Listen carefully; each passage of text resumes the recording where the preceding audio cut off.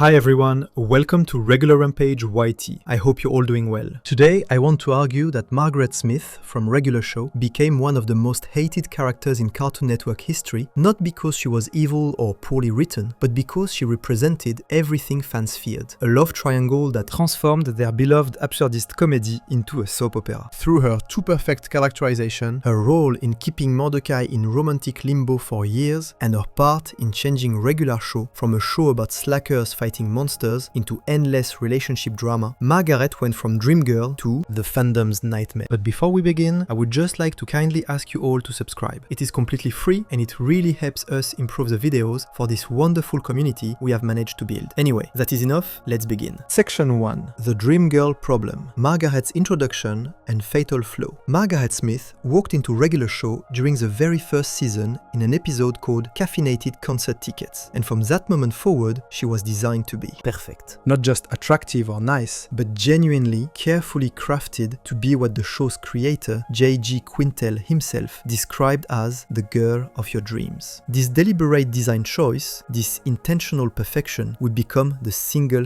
biggest problem with her character and the foundation for why so many fans eventually turned against her. When we first meet Margaret, she is working as a waitress at the coffee shop across the street from the park where Mordecai and Rigby work. She is a red-breasted robin with red feathers covering most of her body, white feathers on the lower part of her face and down her chest, and she typically wears the standard coffee shop uniform, a light tan top and skirt with turquoise collar and lines on the sleeves. The show immediately establishes her as kind, friendly and hardworking. She smiles at customers, handles difficult situations with grace, and treats everyone around her with genuine warmth. Mordecai, a blue jay who works as a groundskeeper at the park, develops an instant crush on her. This crush would drive the romantic storyline of Regular Show for the next 8 seasons. But here is where the problems begin. One of the show's writers, Kat Morris, explained in The Art of Regular Show that Margaret was initially written as an idealized woman in Mordecai's eyes. Morris said that Margaret seemed so mature and together and attractive to Mordecai, who had never really dated before and was just figuring out how to get a girl he likes to notice. Another writer, Michelle Cavin, confirmed that Mordecai was essentially a novice at romance, making Margaret this untouchable ideal he was chasing. The show deliberately created her to be everything Mordecai wanted, everything he thought a perfect girlfriend should be. The issue is that when you create a character to be someone else's ideal rather than a fully realized person with genuine flaws, you end up with someone the audience cannot connect with. A detailed analysis posted on DeviantArt by a user named Scholar57 identified what they called Margaret's greatest flaw as a character, which was actually the absence of flaws. The post argued that Margaret is genuinely the closest any character in Regular Show has ever come to being completely perfect. She has a dream job in journalism that she worked hard to achieve. She is intelligent and beautiful. She maintains good health. She is popular, and 99% of all the characters in the show like her. Scholar57 pointed out that in the episode Local News Legends, Margaret was even awarded her own weekly news segment shortly after starting at Channel 6 News. Everything in her life goes well. There are no real problems to overcome, no struggles to relate to, no moments where we see her genuinely fail at something important. This stands in direct contrast to literally every other major character in Regular Show. Mordecai has obvious awkwardness with women and struggles with commitment. His entire character arc revolves around his inability to make decisions in romantic situations and his tendency to panic when things get serious. Rigby deals with crippling laziness and intelligence, which drives multiple episodes where he lies or cheats to avoid admitting he dropped out of high school. CJ, who would become Mordecai's girlfriend after Margaret left for college, has a violent temper that literally manifests as her transforming into a destructive storm cloud when she gets angry. Benson, the park manager, explodes in rage over minor infractions and struggles with anger management throughout the entire series. Even Eileen, Margaret's best friend and co-worker at the coffee shop, had a history of crippling shyness that she mentions multiple times and has to actively work to overcome. These flaws make characters human. They make them relatable. When we watch Rigby struggle with his insecurity about dropping out of high school, we understand that feeling of shame about our own perceived failures. When we see Mordecai panic and say something stupid to Margaret because his nerves take over, we recognize that same fear of rejection we have all felt. When CJ transforms into a literal hurricane of anger, it is an exaggerated cartoon version of losing control of our emotions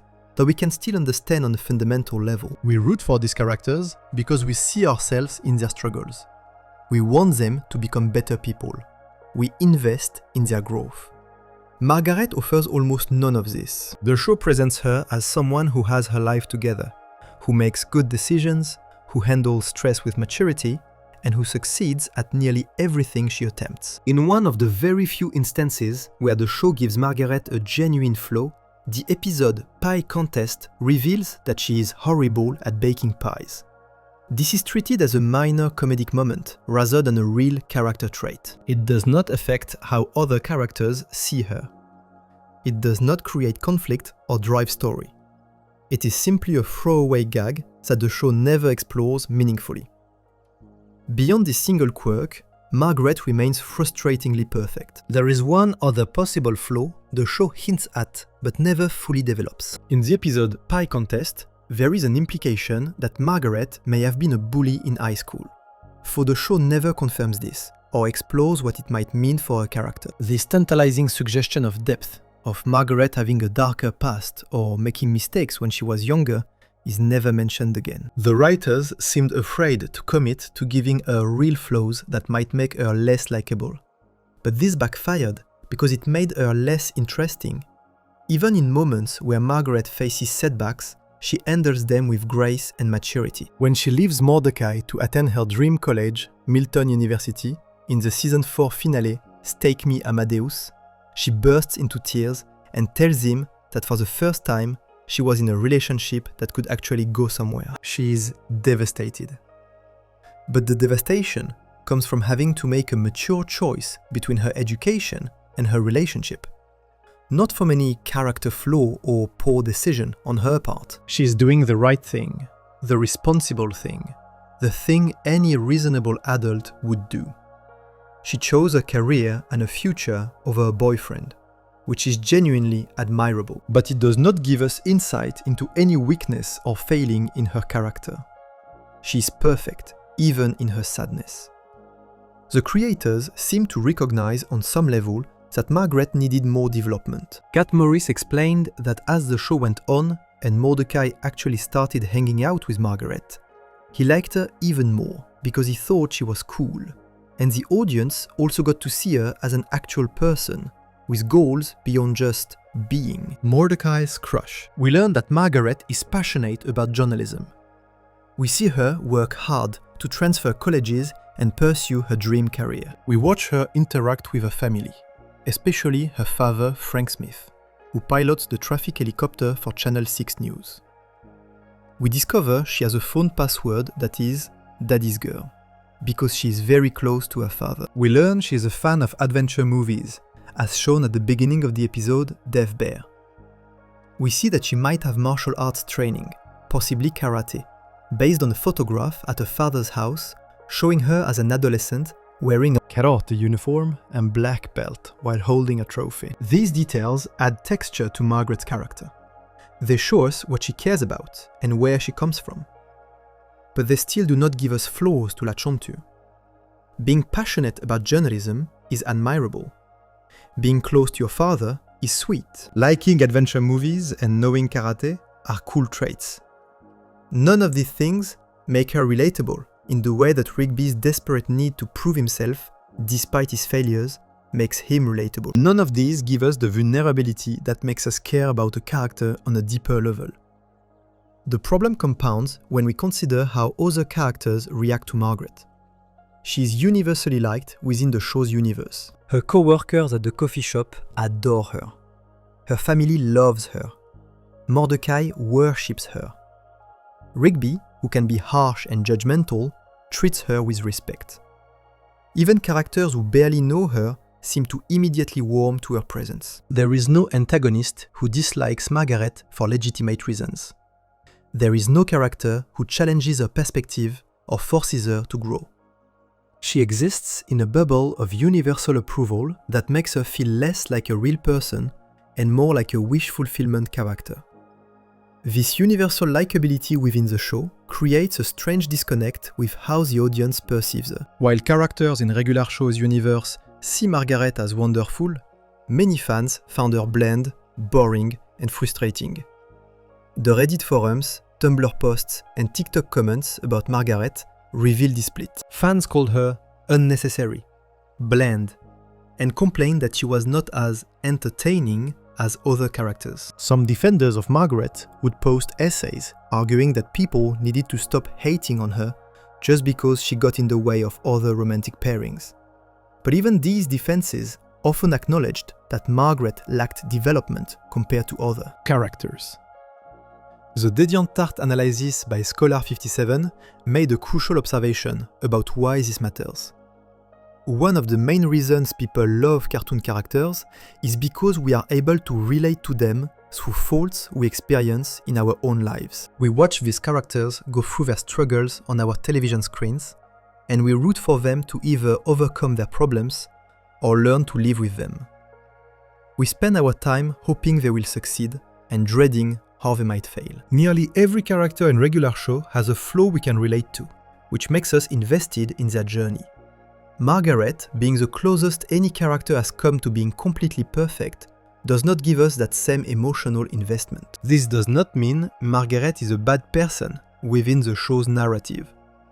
She is genuinely kind, she cares about her friends, she makes responsible choices, she pursues her dreams with dedication. In the real world, Margaret would be someone you would be lucky to know. But Regular Show is not the real world. It is a cartoon where a blue jay and a raccoon fight ancient warriors, travel through time, and regularly encounter supernatural beings. In a show defined by its surreal humor and flawed, chaotic characters, Margaret's normalcy and perfection made her stand out in the worst possible way. The tragedy is that creator J.G. Quintel's intention to make Margaret the girl of your dreams was genuine and came from a good place.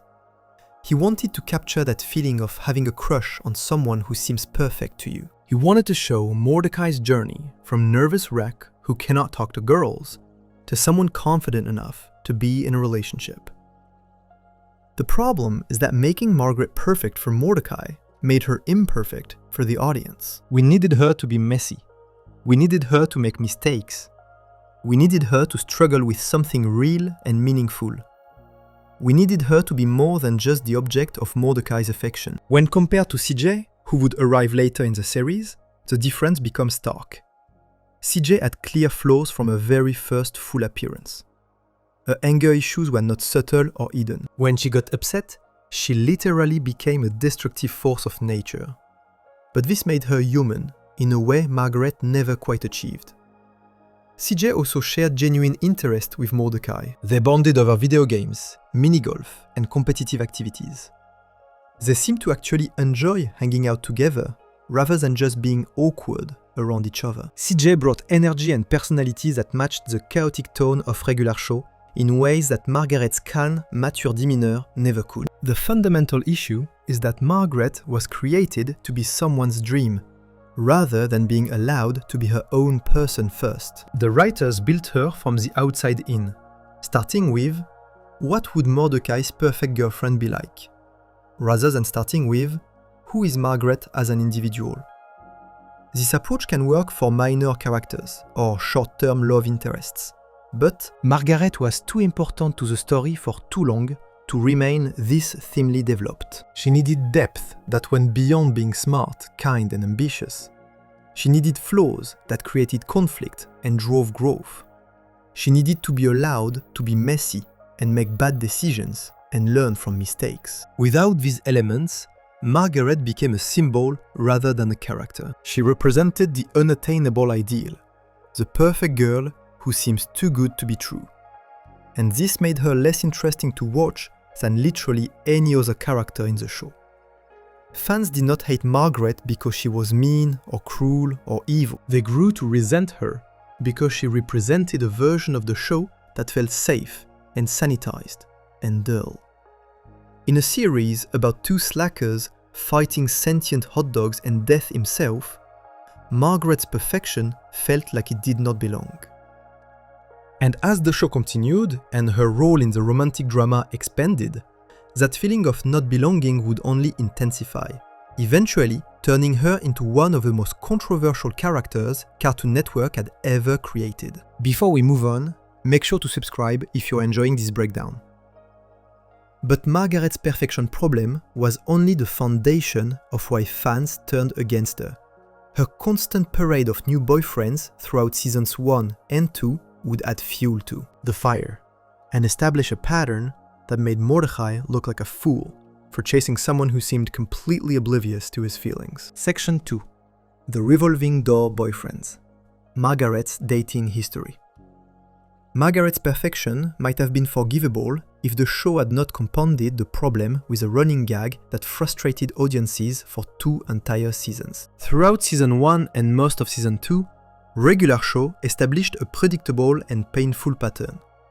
Mordecai would work up the courage to try impressing Margaret or spending time with her, only to discover that she had yet another new boyfriend. These boyfriends appeared with no warning, disappeared just as quickly, and created a cycle that made Margaret seem either completely oblivious to Mordecai's feelings or deliberately stringing him along. Neither interpretation made fans like her more. The pattern begins in Margaret's very first appearance in the season 1 episode Caffeinated Concert Tickets.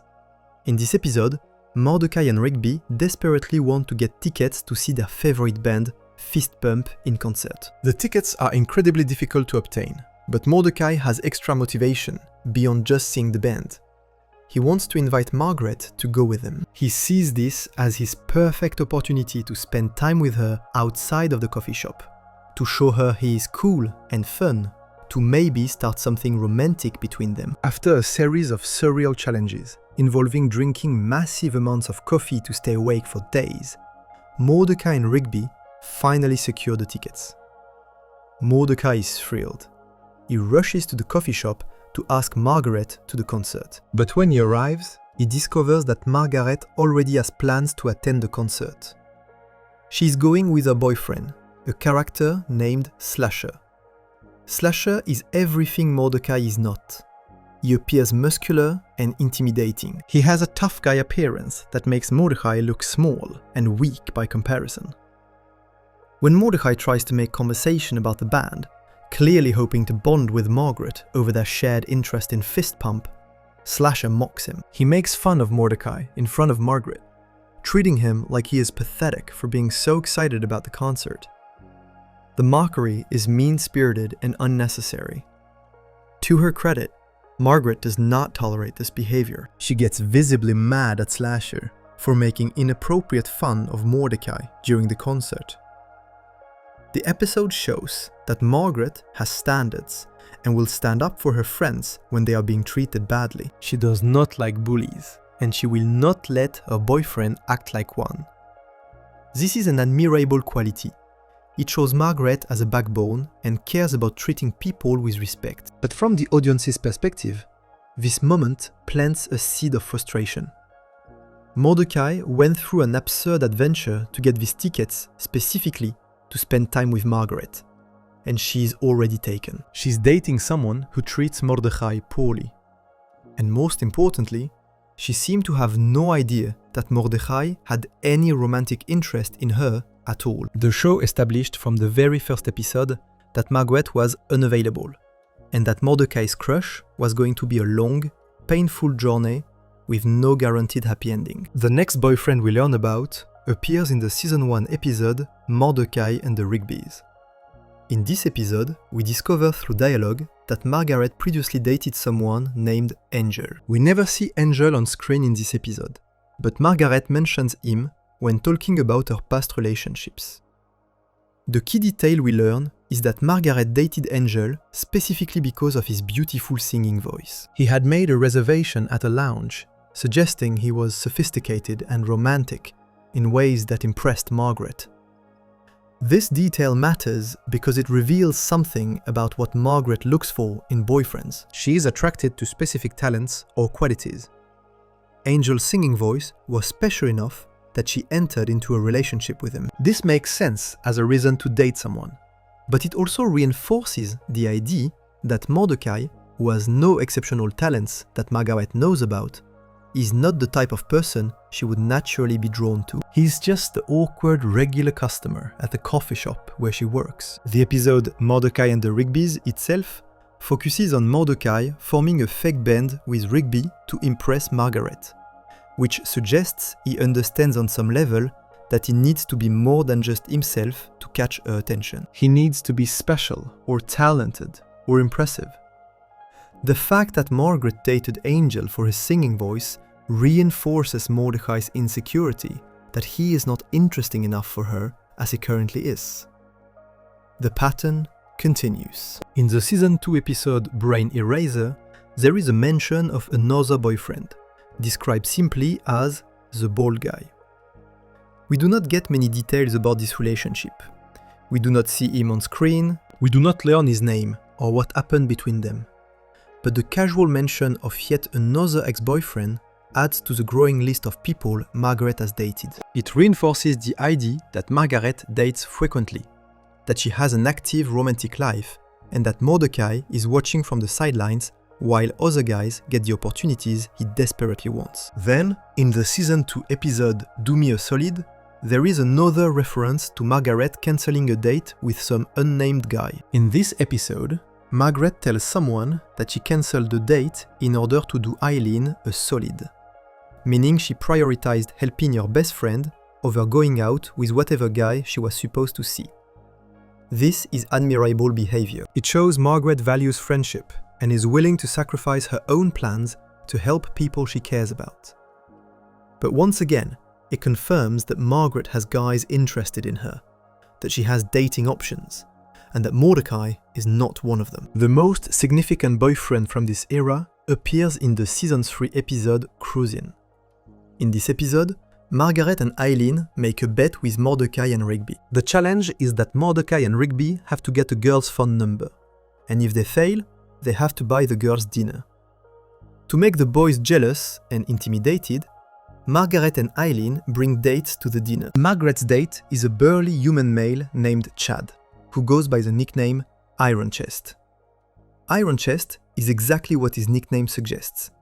He is physically imposing, muscular, and intimidating. He has the kind of build that makes him look like he could crush Mordecai without effort. When Mordecai and Rigby show up to the dinner, having failed the challenge, they have to sit there and watch Margaret with this impressive physical specimen of a man.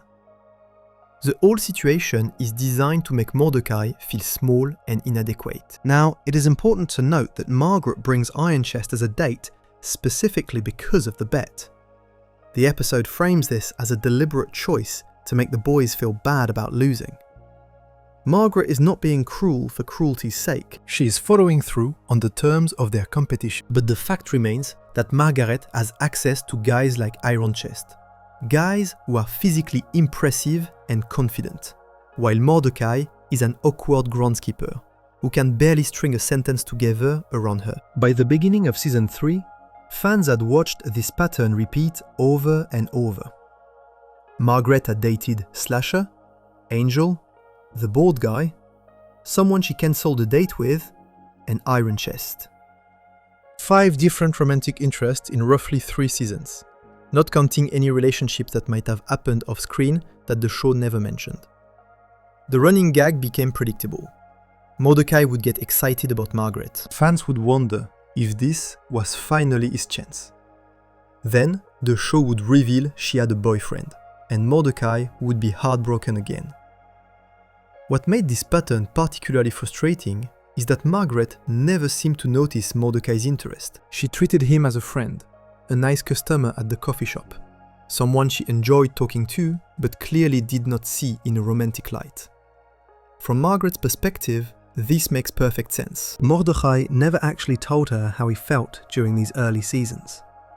He would get nervous, say something awkward, and then retreat. Why would Margaret assume he had feelings for her when he never expressed them clearly? But from the audience's perspective, watching Mordecai pine after someone who seemed completely oblivious became exhausting. Fans invest in romantic storylines because they want to see the couple eventually get together. They want the payoff of all that tension and longing. But when one character keeps dating other people while the protagonist suffers in silence, it starts to feel less like romantic tension and more like the show is deliberately keeping them apart for no good reason. The pattern also raised questions about Margaret's judgment in men. Slasher mocked Mordecai cruelly.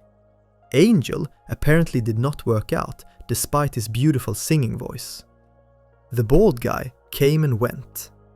Iron Chest was intimidating, but we never learned if that relationship went anywhere. Margaret's dating history suggested she either had bad luck with relationships or was choosing guys for the wrong reasons. She seemed to date men who were impressive in some surface way, like having a good singing voice or being physically strong. But these relationships consistently failed. In Camping Can Be Cool, an episode at the beginning of season 3, Margaret finally addresses this pattern directly. She tells Mordecai, Rigby and Eileen that she has decided to stop dating people for a while, because guys are jerks. This single line of dialogue carries enormous weight. It confirms that Margaret's previous relationships ended badly. It suggests she has been hurt or disappointed by the men she dated. It shows she is self-aware enough to recognize that her approach to dating has not been working. This should have been a positive development for Mordecai. With Margaret off the dating market and focusing on herself, he would not have to compete with other guys for her attention. The playing field was suddenly more level. Margaret was vulnerable and possibly open to seeing people in her life differently, now that she was not actively pursuing new relationships.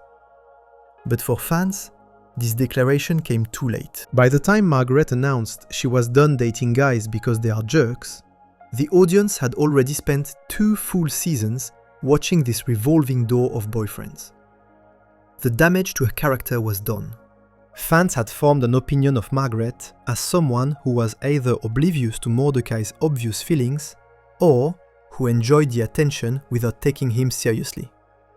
Neither interpretation was particularly flattering. Some fans defended Margaret by pointing out that she had no obligation to date Mordecai just because he had a crush on her.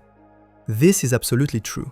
Margaret was a single woman who had every right to date whoever she wanted. She was not leading Mordecai on because she never promised him anything.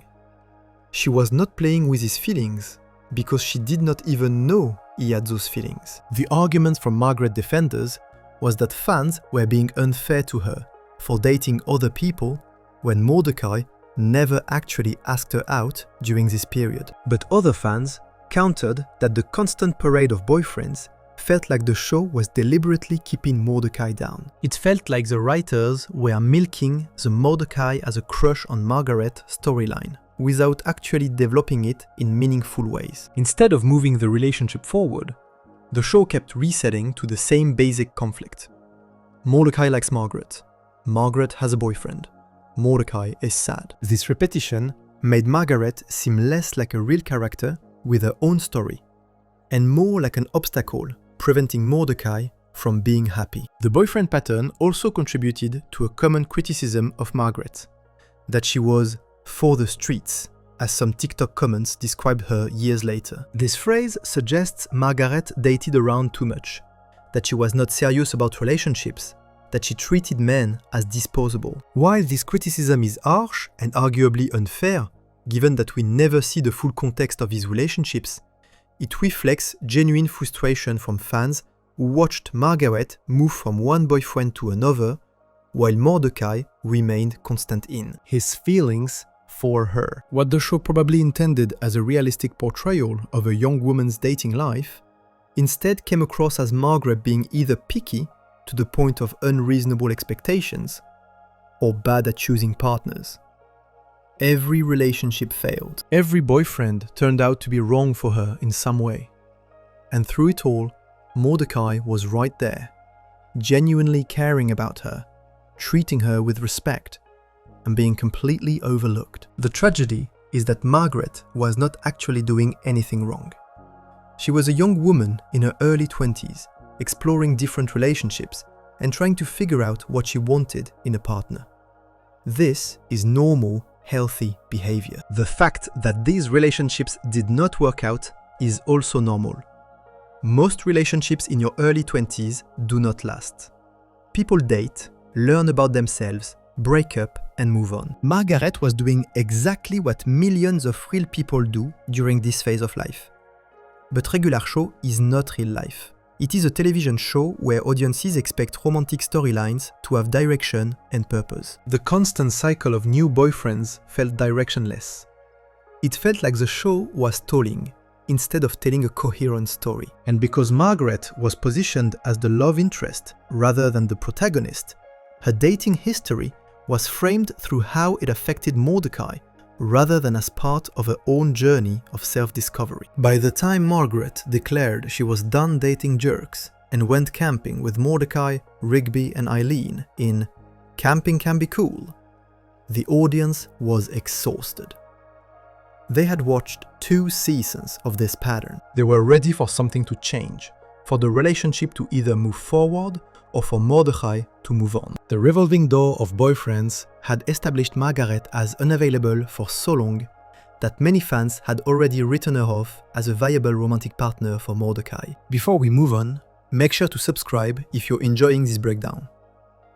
What fans did not realize was that the boyfriend problem was just the beginning. The next phase of Margaret and Mordecai's relationship would involve years of will they or won't they tension that would test audience patience even further, with Mordecai trapped in what the show would literally call the friend zone. Section 3. The Friend Zone Saga, Seasons 2 to 3's Missed Opportunities. After Margaret declared she was done dating guys because they were jerks, something shifted in regular show's romantic storyline. Mordecai finally had a real chance. There were no more boyfriends standing in his way. Margaret was single, spending time with him outside of work, and seemingly open to seeing him differently. For the first time in the series, the possibility of Mordecai and Margaret actually getting together felt real.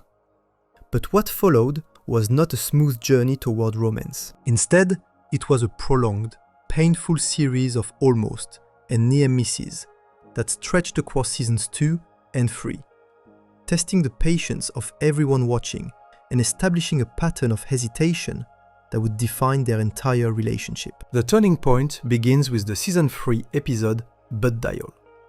This episode is significant because it marks the first time Margaret gets a clear signal that Mordecai might have feelings for her that go beyond friendship. The setup is simple but mortifying. Mordecai is hanging out with Rigby, and they start joking around. Mordecai, feeling confident and relaxed with his best friend, makes up a silly song about Margaret. The song is sweet, but goofy, expressing his feelings in a way he would never do in person, because he is too nervous. The problem is that Mordecai accidentally butt-dialed Margaret. His phone was in his pocket, and without him realizing it, the phone called her number. Margaret's voicemail picks up, and the entire song gets recorded. Mordecai sang about his feelings for Margaret, and now that song exists as a permanent voicemail on her phone. When Mordecai discovers what happened, he panics completely. This is his nightmare scenario. All his carefully guarded feelings have been exposed in the most embarrassing way possible. The episode becomes about Mordecai and Rigby desperately trying to delete the voicemail before Margaret hears it. They go to increasingly absurd lengths, involving breaking into places and dealing with supernatural elements, all to erase this one message. The comedy comes from how far Mordecai will go to avoid having Margaret know the truth about his feelings. He would rather fight monsters and risk his life than have an honest conversation about liking her. But here is the crucial detail that changes everything. At the end of the episode, we learn that Margaret did hear the voicemail. She listened to Mordecai's song, and instead of deleting it or being weirded out by it, she kept it. The episode ends with Margaret lying in bed, listening to Mordecai's voice singing about her, and she is smiling. She is not laughing at him. She is not uncomfortable. She seems touched by it. She saved the voicemail intentionally. This moment is huge for the relationship.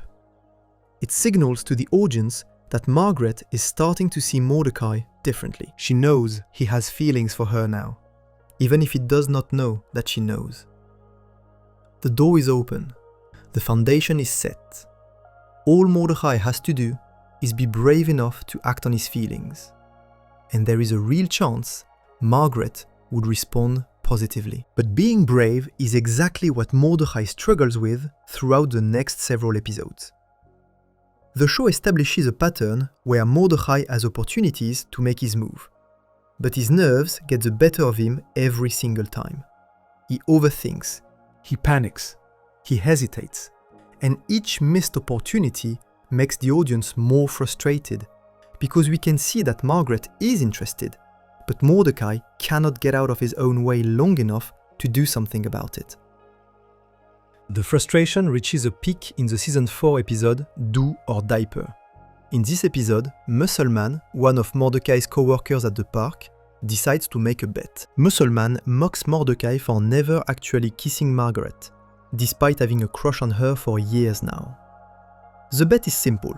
If Mordecai cannot kiss Margaret by the end of the week, Mordecai has to wear a diaper for an entire week. If Mordecai succeeds in kissing her, Muscleman will stop mocking him about it. This bet is cruel but effective. It forces Mordecai to confront his fear and actually try to kiss Margaret within a specific time frame. He cannot keep putting it off forever. He cannot keep making excuses. The pressure is on, and everyone at the park knows about the bet, which adds public humiliation to the stakes. Mordecai accepts the bet, hoping it will give him the courage he needs to finally make a move. Throughout the episode, Mordecai tries multiple times to kiss Margaret. He creates romantic situations, he gets close to her, he has perfect moments where a kiss would make sense. But every single time, something goes wrong, or his courage fails him at the last second. He overthinks it. He worries about whether the moment is right. He gets interrupted. The opportunities slip away one after another. The tragedy of Do or Diaper is that Margaret eventually finds out about the bet. Someone tells her that Mordecai is only trying to kiss her because of a bet with Muscleman, not because he genuinely wants to or because the moment feels right. Margaret is understandably upset by this. She feels like she was reduced to a challenge, like Mordecai was trying to kiss her to win a bet, rather than because he cares about her. She tells him he should enjoy wearing the diaper, making it clear she is disappointed in him. Mordecai ends up wearing the diaper for the entire week as punishment for losing the bet. But the episode shows something important. Mordecai does not seem that bothered by the humiliation of wearing a diaper. He is glad that Margaret had a good time on their date, even though he did not kiss her.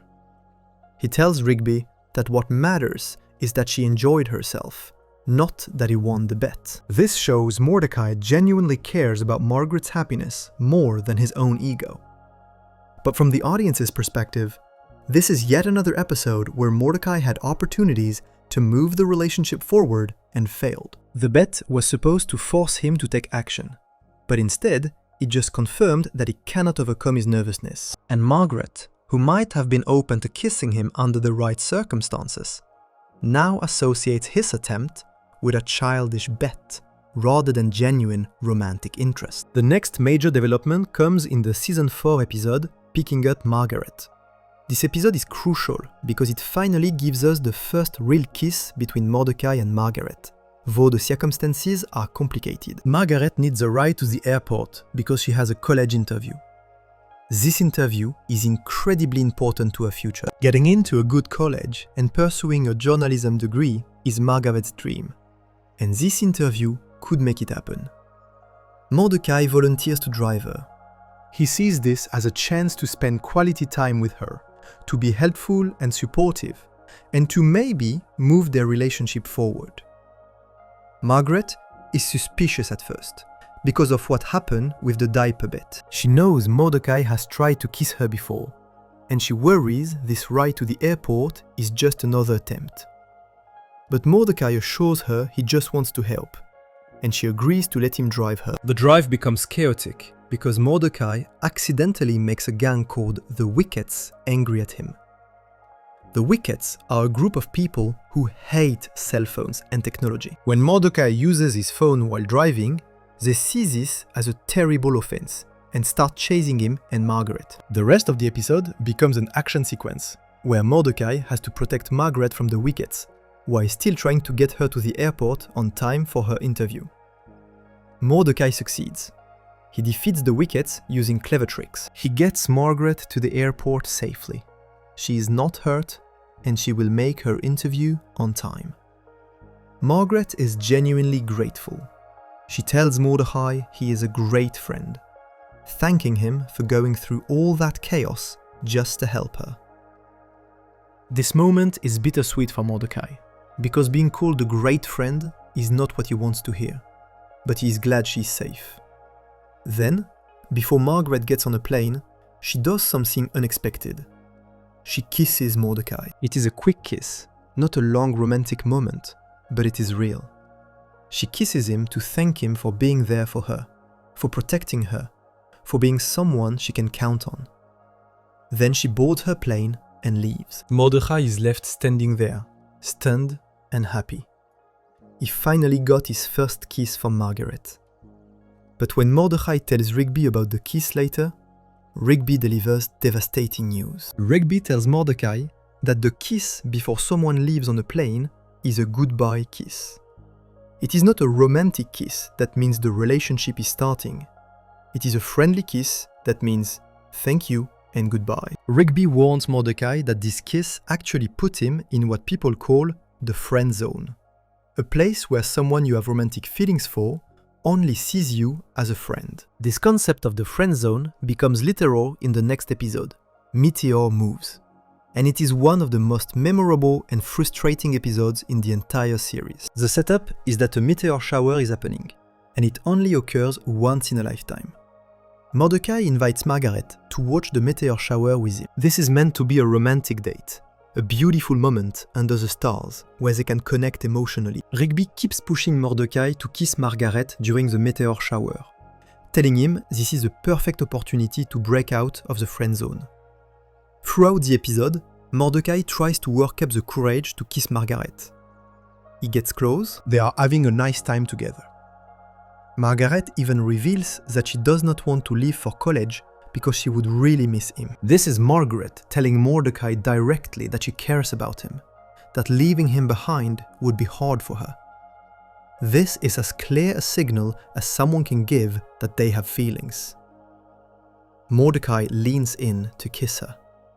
This is it. This is the moment. But Mordecai hesitates, just long enough for the meteor shower to start. When the meteors begin falling, something impossible happens. Mordecai and Margaret are literally pulled into a place called the friend zone. This is not a metaphor or a figure of speech.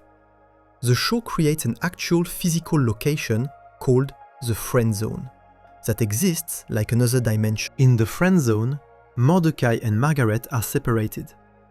They are each in their own green airplane, flying through space, overlooked by a giant glowing being called the Guardian of the Friend Zone. This Guardian looks like a man made of meteors or cosmic energy. He explains that Mordecai and Margaret have been sent to the Friend Zone because Mordecai hesitated too long. Mordecai had opportunities to kiss Margaret, but his fear and nervousness kept stopping him. The Friend Zone is his punishment for waiting too long. The Guardian tells Mordecai that he has wanted to kiss Margaret for a long time, but kept finding reasons not to. The Guardian says Mordecai kept flaking out at every opportunity he had. Mordecai admits this is true. He has been scared. He has been worried that Margaret does not like him back. Worried that he will ruin their friendship. Worried about all the ways it could go wrong. His fear has paralyzed him.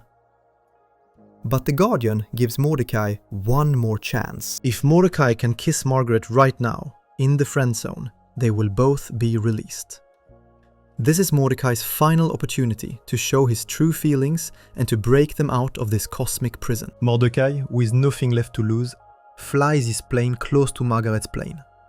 He tells her how he feels. He admits he has wanted to kiss her for a long time. And then, he kisses her. The kiss is genuine and romantic. It is not a goodbye kiss or a thank you kiss. It is a kiss that clearly expresses Mordecai's feelings. Margaret kisses him back. The Guardian pronounces them out of the friend zone and returns them to Earth. The episode ends with Mordecai and Margaret holding hands, finally acknowledging that there is something romantic between them. This should be the happy ending to years of build-up. Mordecai and Margaret are finally together. They kissed. They escaped the friend zone, literally and metaphorically.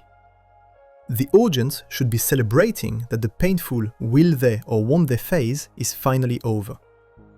But the episode leaves fans feeling exhausted rather than excited. The guardian of the friend zone essentially told Mordecai that he waited too long, that his hesitation was a problem serious enough that cosmic forces had to intervene. The show itself was criticizing Mordecai for being too scared to act. This meta-commentary made the audience realize they had been watching Mordecai make the same mistakes over and over for multiple seasons. The Friendzone saga across these episodes established several things about Margaret and Mordecai's relationship. First, it confirmed that Margaret did have feelings for Mordecai. She kept his voicemail, she kissed him at the airport, she told him she would miss him.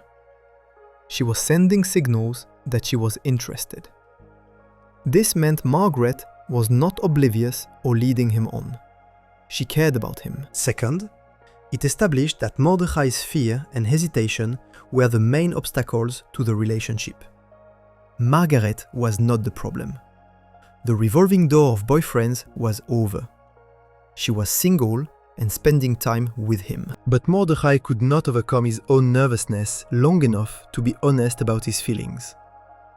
Every missed opportunity was because it chickened out, not because Margaret rejected it. Third, it showed that the writers were willing to drag out this storyline far longer than necessary. The Friendzone episodes tested audience patience. Fans were ready for Mordecai and Margaret to either get together or for Mordecai to move on. The constant almosts and near misses felt like the show was stalling because the writers did not know what to do with Mordecai and Margaret actually being in a relationship. The frustration with this prolonged will they, won't they tension started turning some fans against Margaret, even though she was not really at fault. She had been giving Mordecai chances. She had been interested. But watching Mordecai suffer through his fear and watching episode after episode of missed opportunities made some fans associate Margaret with pain and frustration. She became the symbol of a storyline that was taking too long to resolve. Before we move on, make sure to subscribe if you're enjoying this breakdown. By the time Mordecai and Margaret finally kissed in Meteor Moves and escaped the friend zone, the damage was done. Years of build-up had created impossibly high expectations. Fans had invested so much time and emotion into this relationship that nothing short of perfect could satisfy them. And what they were about to get in season 4 was far from perfect. Though, at least Mordecai and Margaret would finally have a real relationship, to see if they actually worked well together beyond the crush phase. Section 4. Finally together. The brief golden age of season 4. After escaping the friend zone in Meteor Moves, Mordecai and Margaret were finally, officially, undeniably together. They held hands as they returned to Earth. The guardian of the friend zone had pronounced them free. Years of build-up, missed opportunities, and painful hesitation had led to this moment. Mordecai had his dream girl. Margaret had acknowledged her feelings. The impossible had happened. Fans should have been celebrating. Instead, what followed was a relationship that felt rushed, shallow, and strangely empty, despite being exactly what everyone claimed they wanted for 3 full seasons. The problem began immediately with how the show handled their new relationship status. After Meteor Moves, there was no clear episode showing Mordecai and Margaret navigating what it meant to be together. There was no conversation about whether they were officially boyfriend and girlfriend. There was no discussion about what changed between them now that they had kissed and admitted their feelings. The show simply jumped forward in time and assumed the audience would accept that they were now a couple without seeing any of the actual relationship development. This jump happened most notably at the beginning of Stake Me Amadeus, the season 4 finale. The episode opens with a montage showing Mordecai and Margaret going on various dates together. We see them at different locations, doing different activities, enjoying each other's company. The montage shows them having fun at an arcade, going to restaurants, spending time at the park, and finally, kissing on a Ferris wheel. It is a sweet sequence that demonstrates they have been dating for at least some time, long enough to have multiple memorable dates together.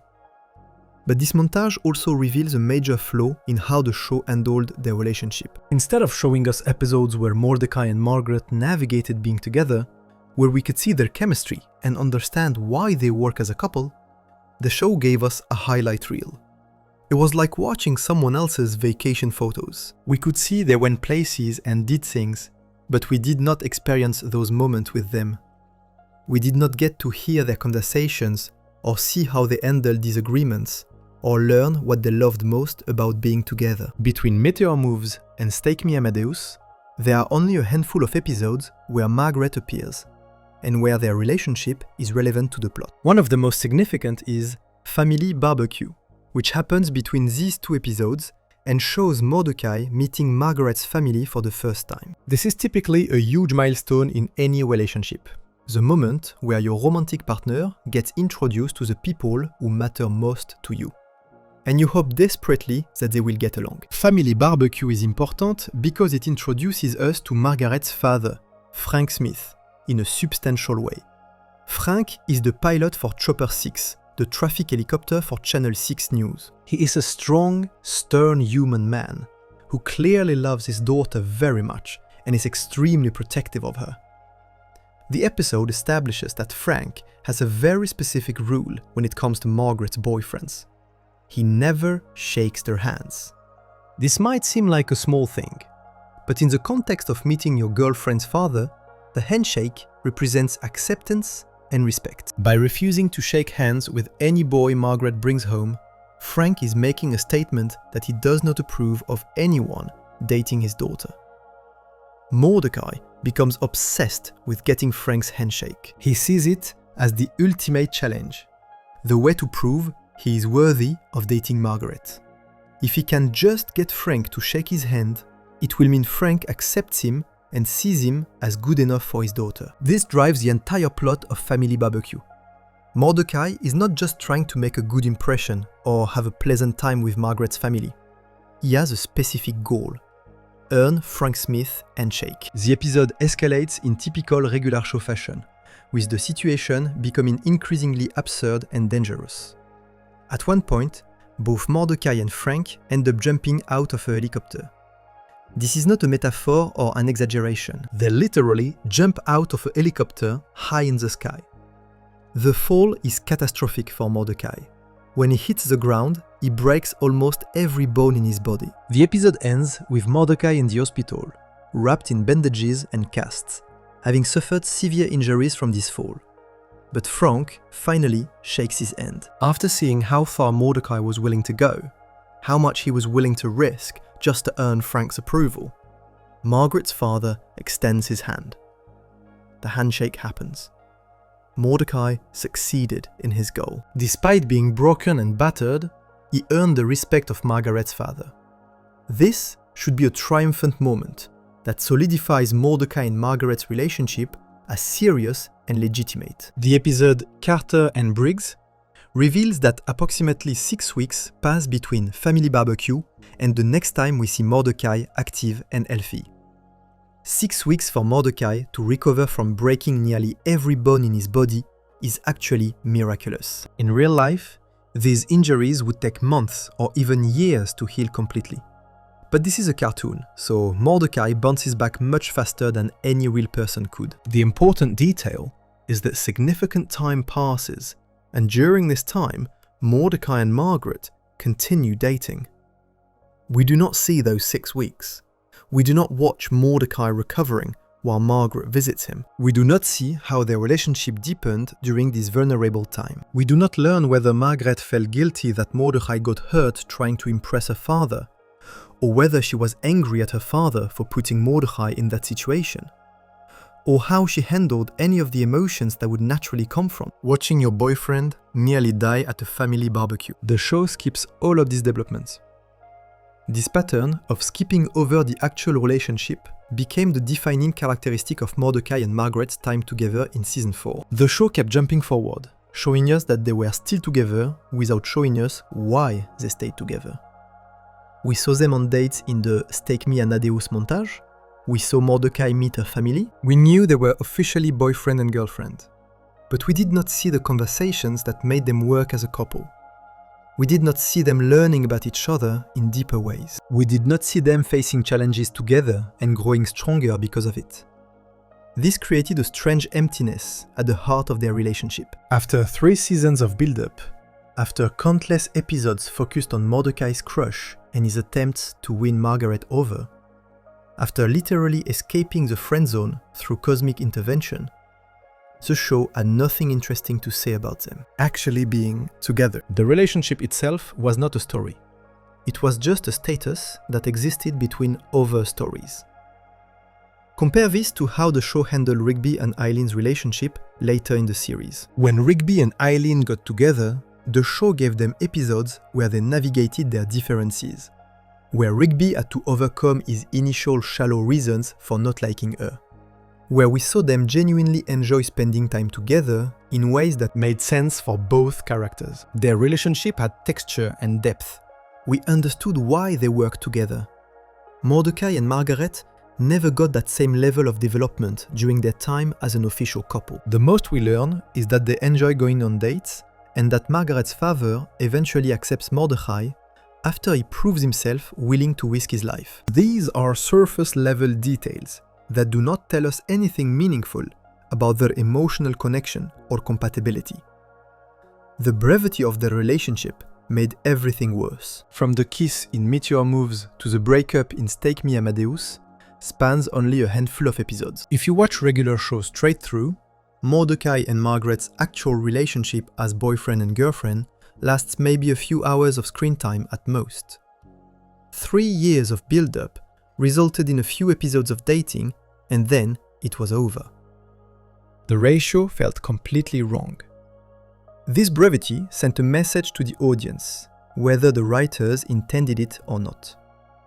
The message was that Mordecai and Margaret getting together was not actually that interesting. The chase was the story. The will they want their attention was what mattered. Once they actually got together, the show had very little to say about them as a couple. Their relationship was not compelling enough to sustain multiple episodes the way Mordecai's crush had sustained multiple seasons.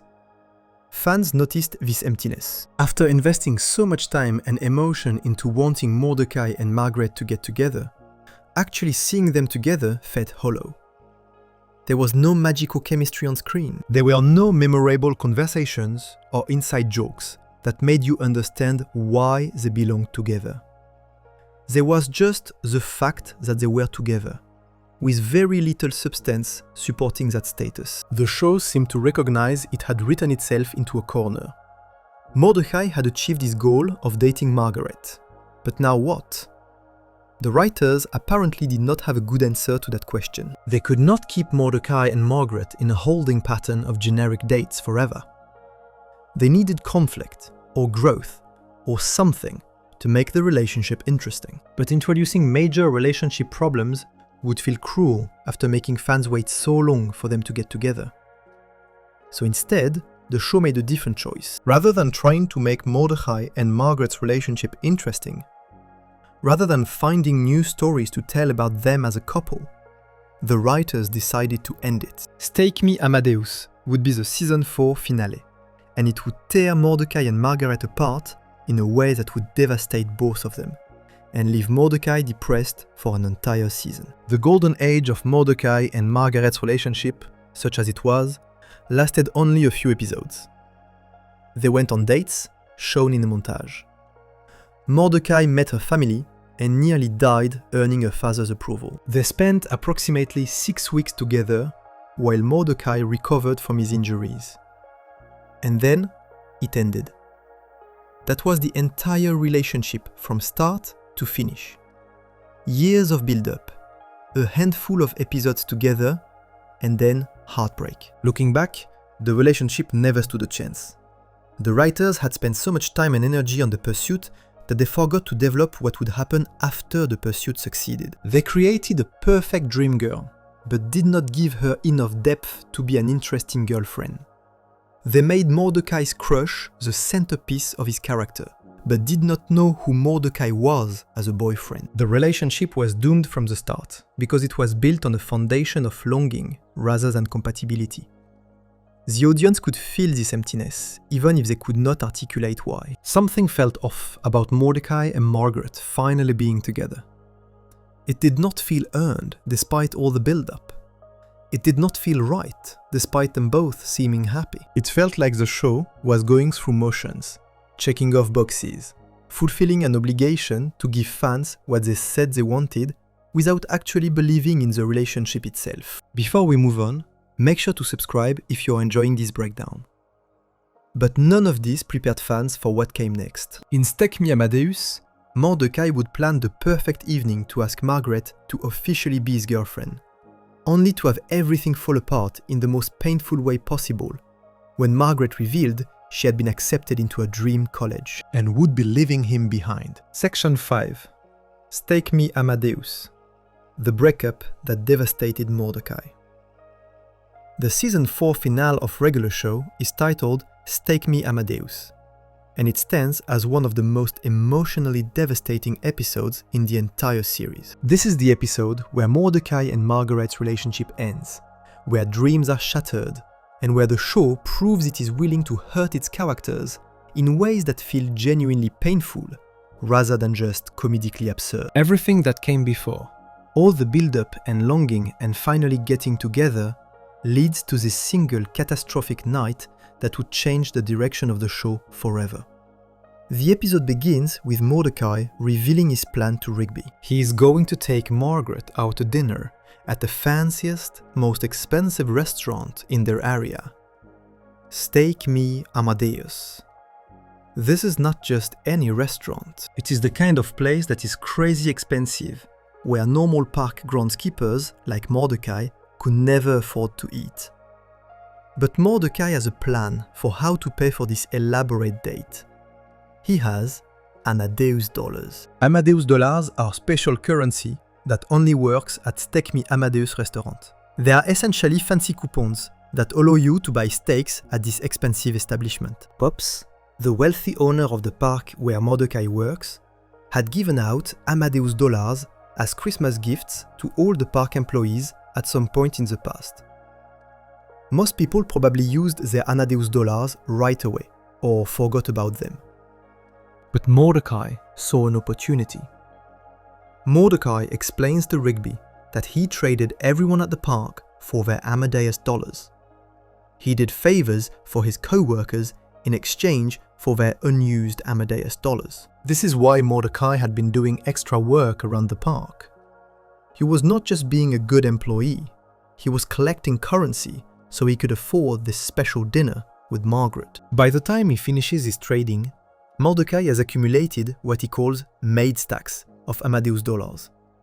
He has enough to pay for an incredibly fancy meal. The reason for this elaborate dinner is that Mordecai wants to ask Margaret something important. Even though they have been dating, even though they kissed and escaped the friend zone together, even though Mordecai met her family and earned her father's handshake, they have never officially defined their relationship with specific labels. Mordecai wants to ask Margaret to officially be his girlfriend.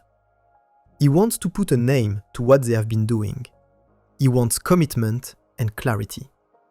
Rigby recognizes how huge this is. He pounds his chest with his fist in a gesture of respect and tells Mordecai he has his brospect, which is Rigby's way of combining bro and respect. Rigby even gives Mordecai some of his own Amadeus dollars to help with the dinner, showing that, despite all their usual conflict and teasing, Rigby genuinely supports Mordecai's relationship with Margaret. This is a big moment that requires a big gesture, and Mordecai is prepared to do it right. Mordecai calls Margaret to confirm their dinner plans. She has to cancel on getting picked up because something came up, but she agrees to meet him at the restaurant instead.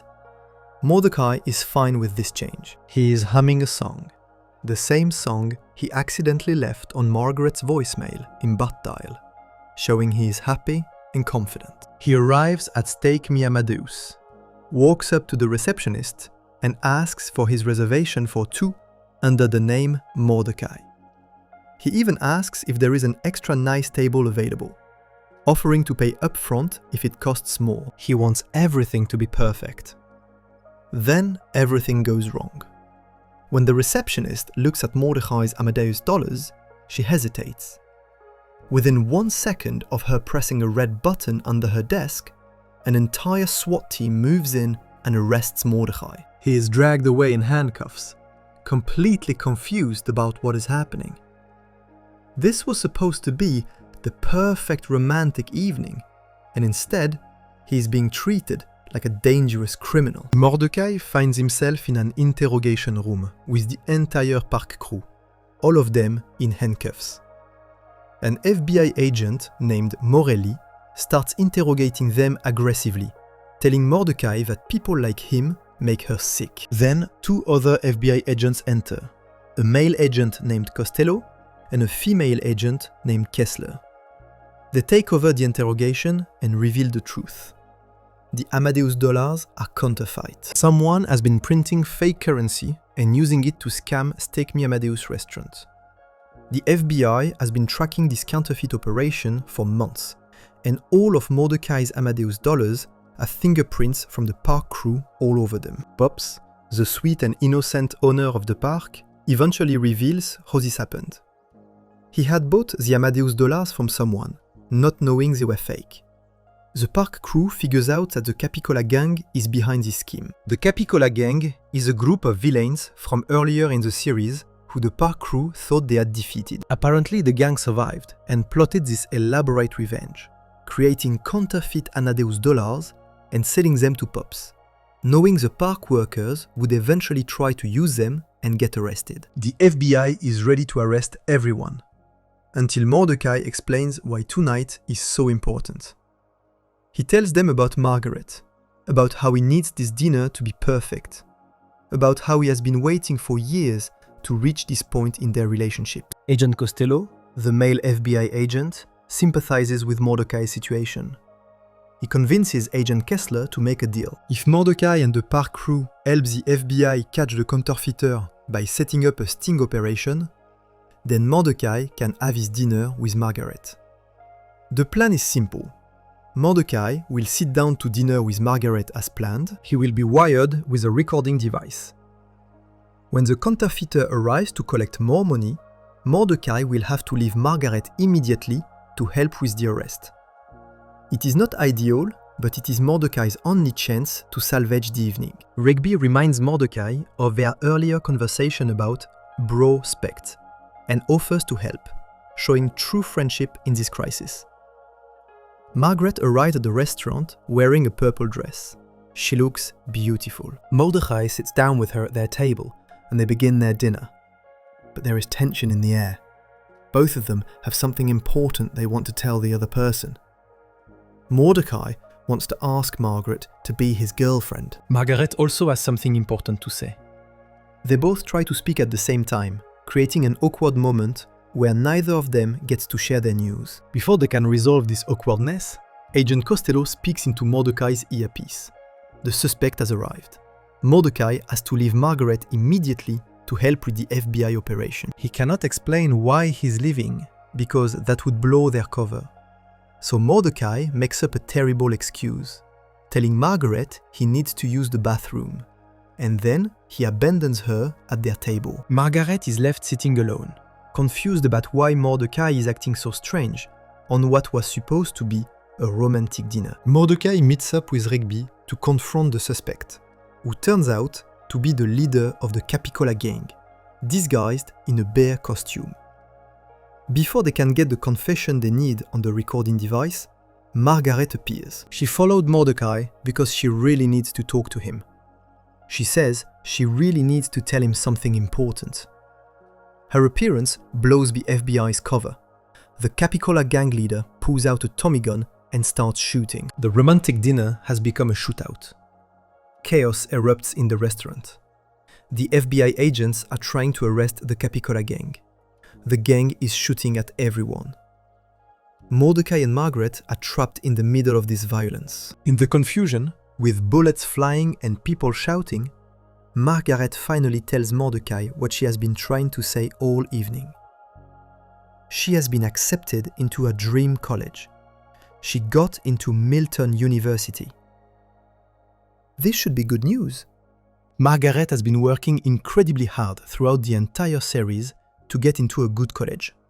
She has mentioned multiple times how important education is to her, how she wants to pursue journalism seriously, how getting into the right school will determine her entire future career. Milton University accepting her means all her hard work has paid off.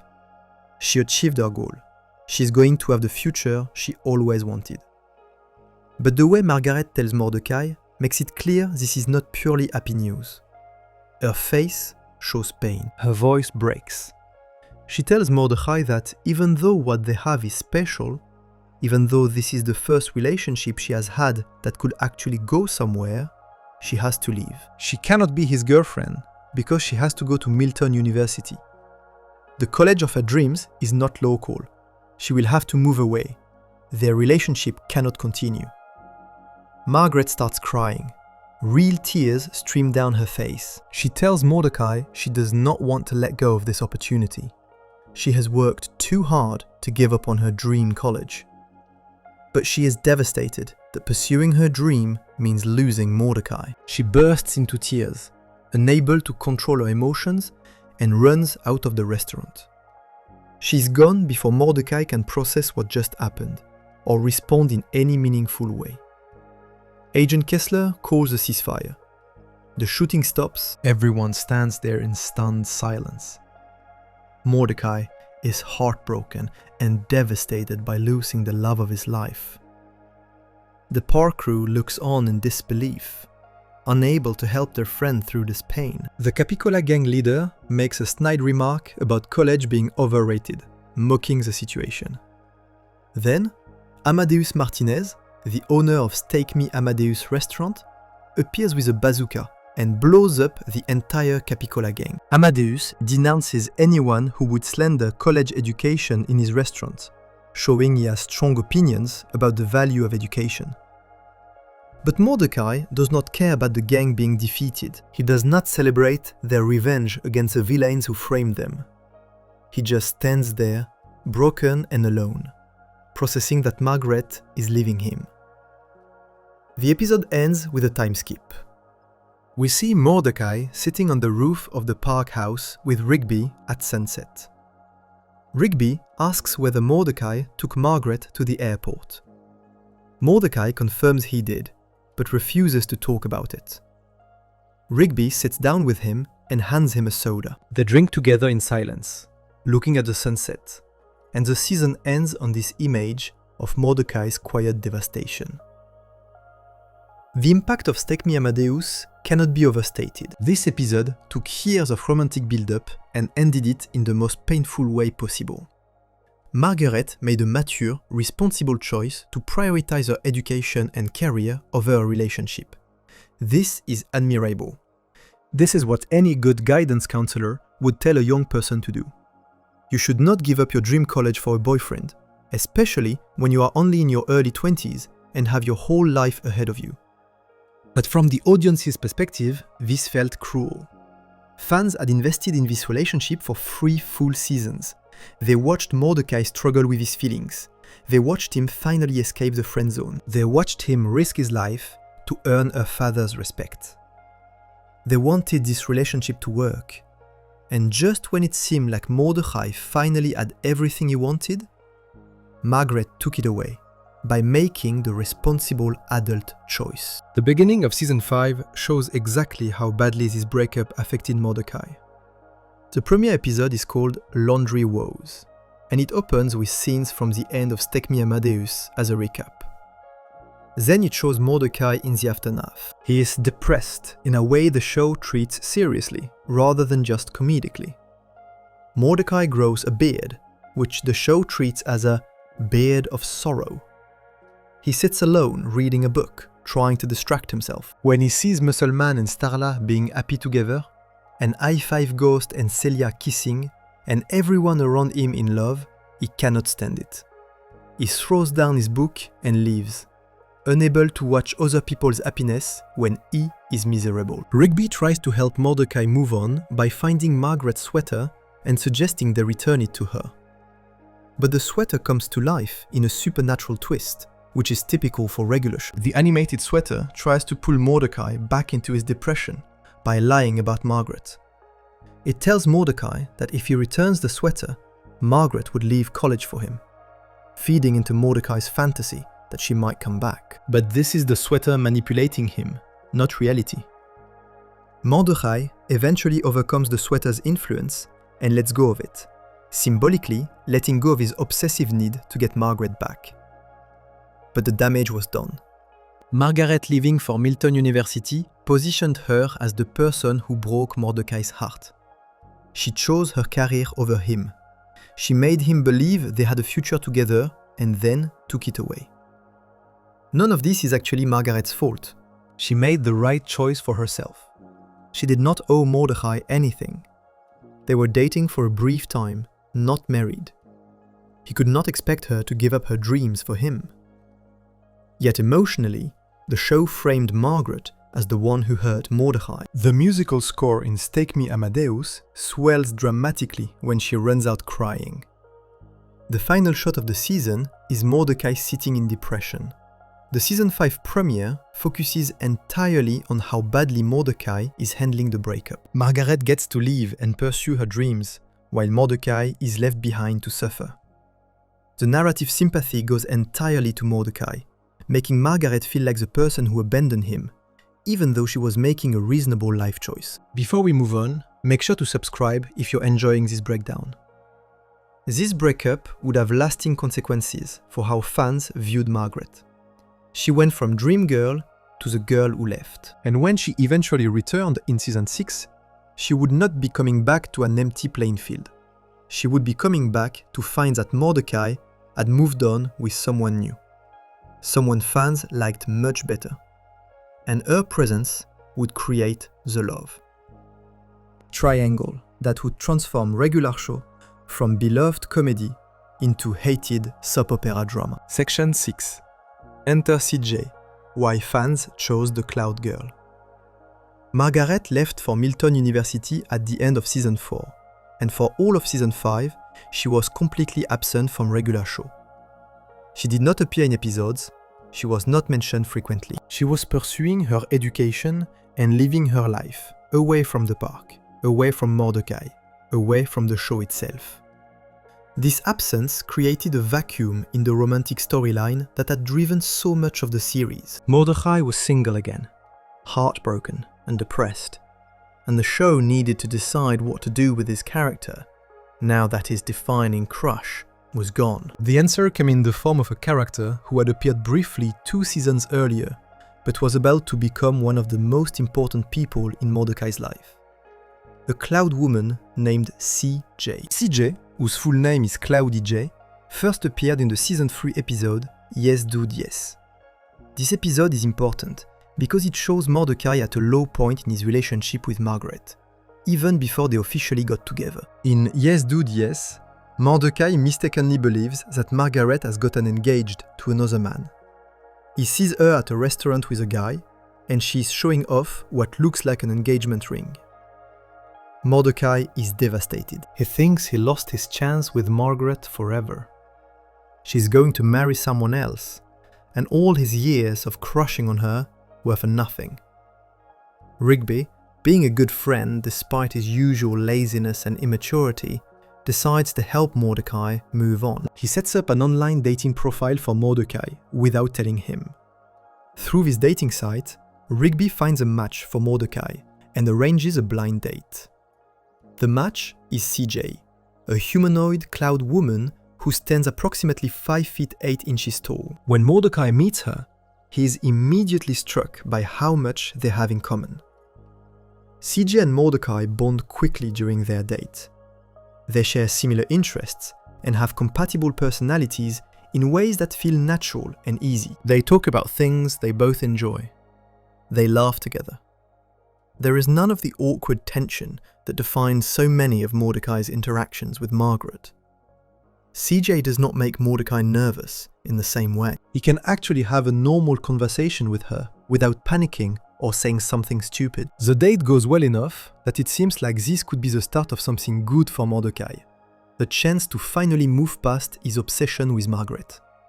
But then, Mordecai discovers the truth about Margaret's situation. The man she was with at the restaurant was not her fiancé. He was her cousin. The ring was not an engagement ring. Mordecai had completely misread the situation and jumped to the wrong conclusion. Margaret is still single. She is still potentially available. And suddenly, Mordecai's interest in CJ vanishes completely. He almost immediately forgets about the cloud woman he just had a great date with, because the possibility of being with Margaret is back on the table. This leads to a disaster. Mordecai invites Margaret to a movie, forgetting completely that he had also invited CJ. Both women show up at the coffee shop where Mordecai is waiting.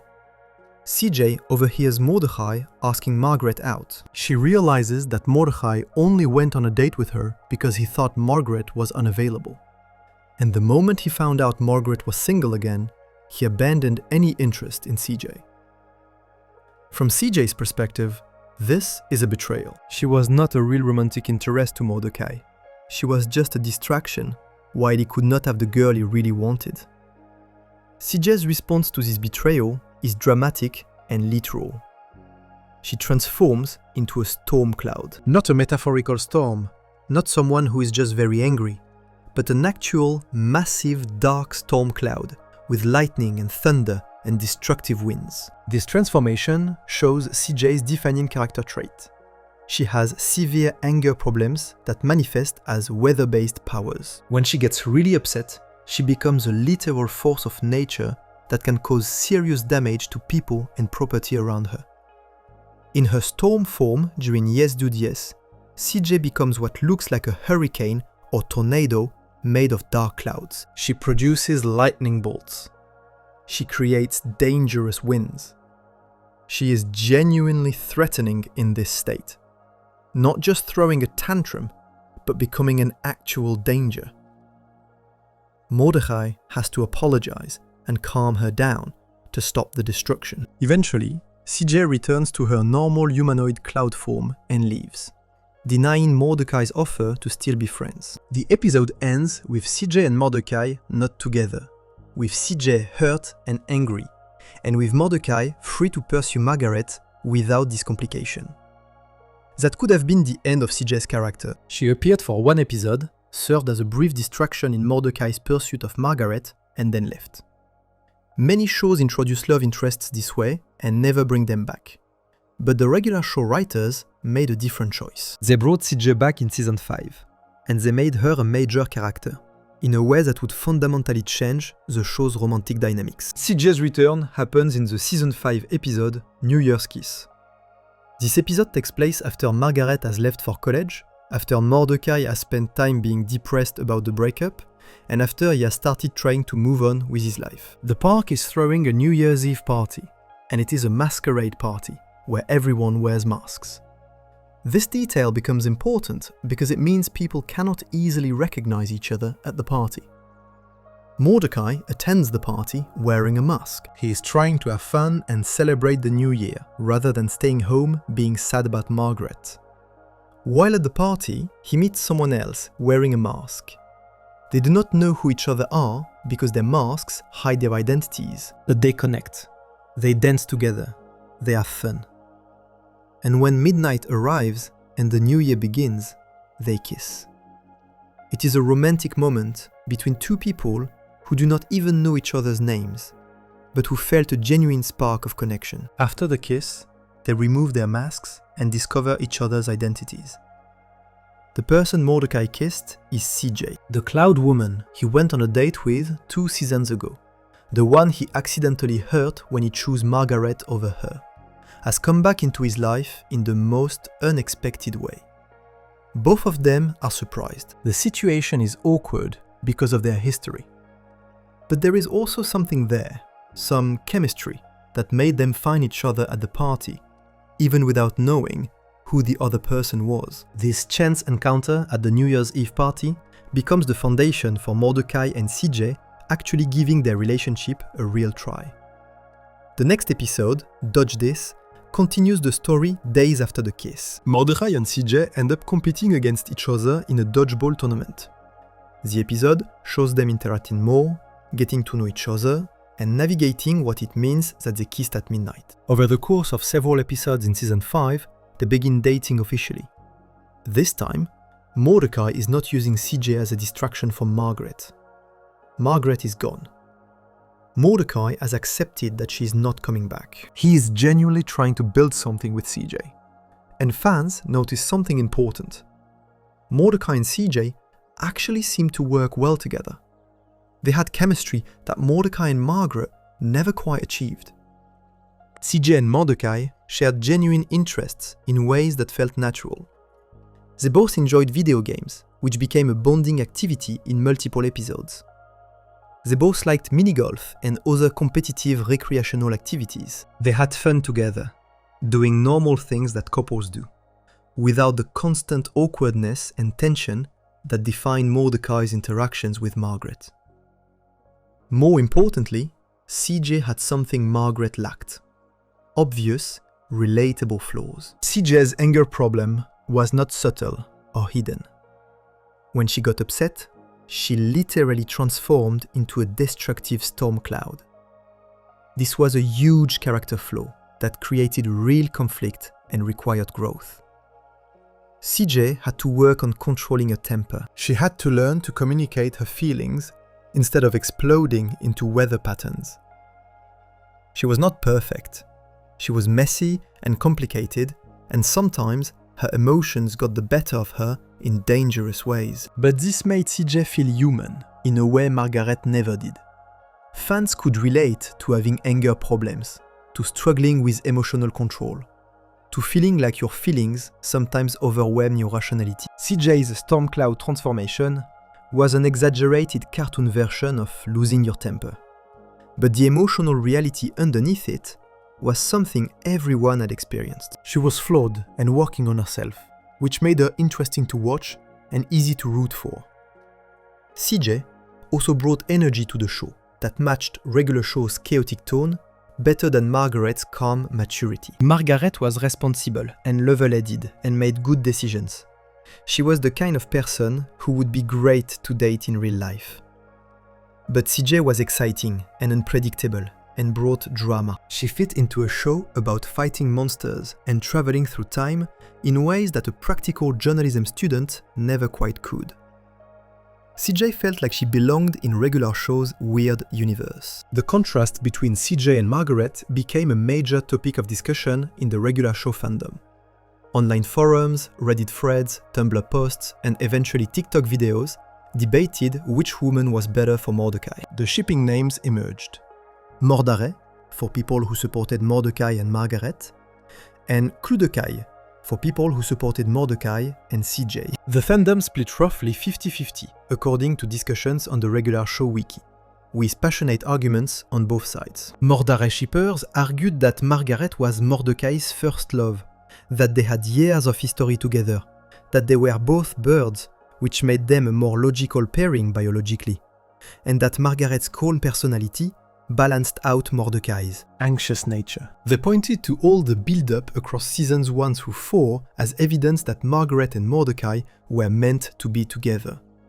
They saw CJ as a temporary distraction, someone Mordecai was dating while he waited for Margaret to come back. Cludekai shippers argued that CJ and Mordecai had better chemistry, that they actually enjoyed spending time together, that CJ treated Mordecai better than Margaret ever did, and that CJ was more interesting as a character because of her flaws. And development.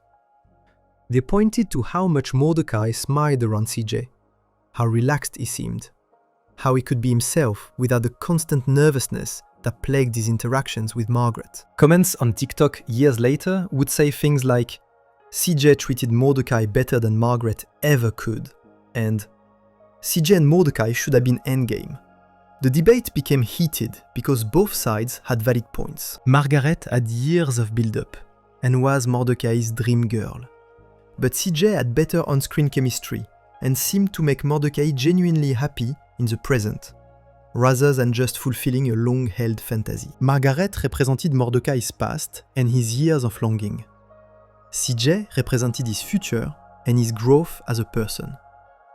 What made the situation more complicated is that Margaret had not done anything wrong by leaving for college. She made a mature choice. She prioritized her education. She did not betray Mordecai or cheat on him or hurt him intentionally. She was just living her life and pursuing her dreams.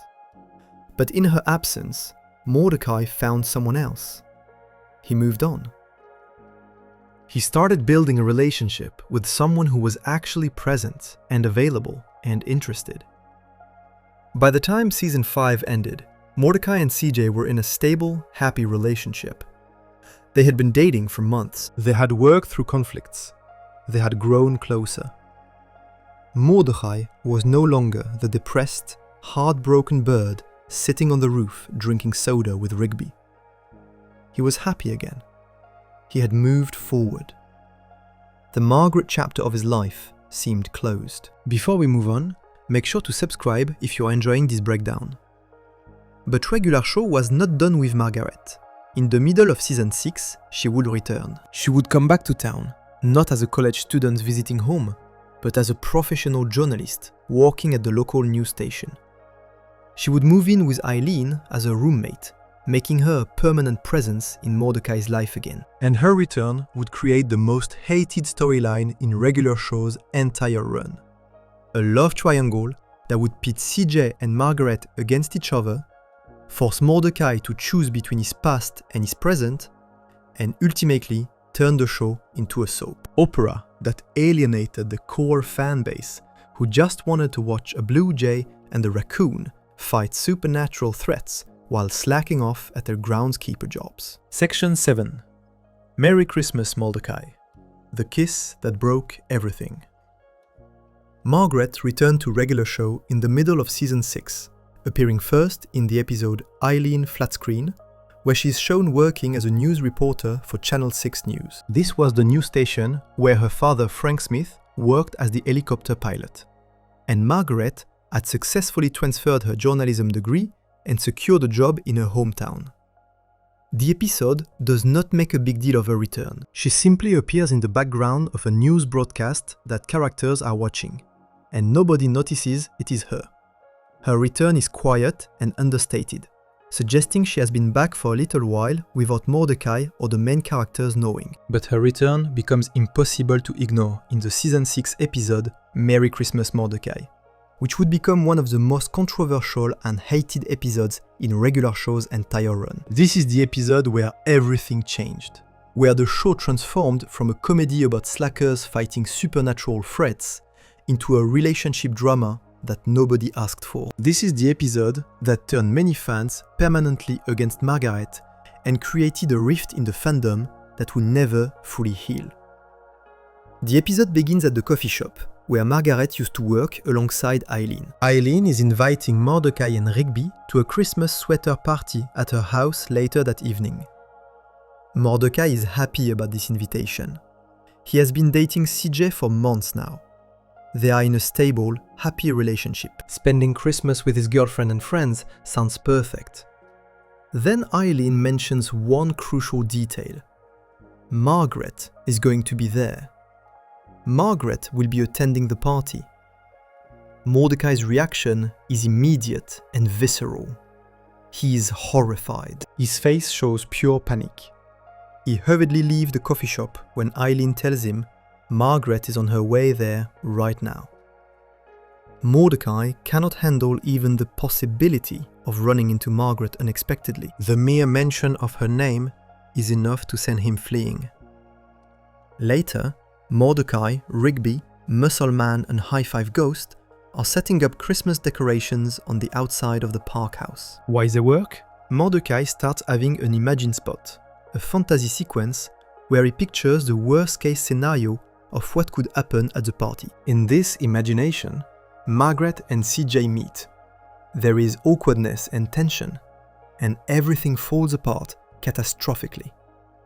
The imagined spot is so intense and distracting that Mordecai loses focus on what he is doing. Musselman asks if he should move a Santa decoration to the left.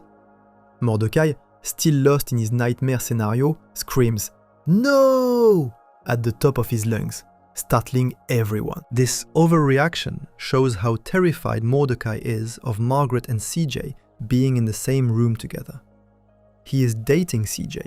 He has moved on from Margaret, but he is clearly not over her in some emotional way. And he knows that having both of them at the same party is a recipe for disaster. His anxiety about the situation is overwhelming.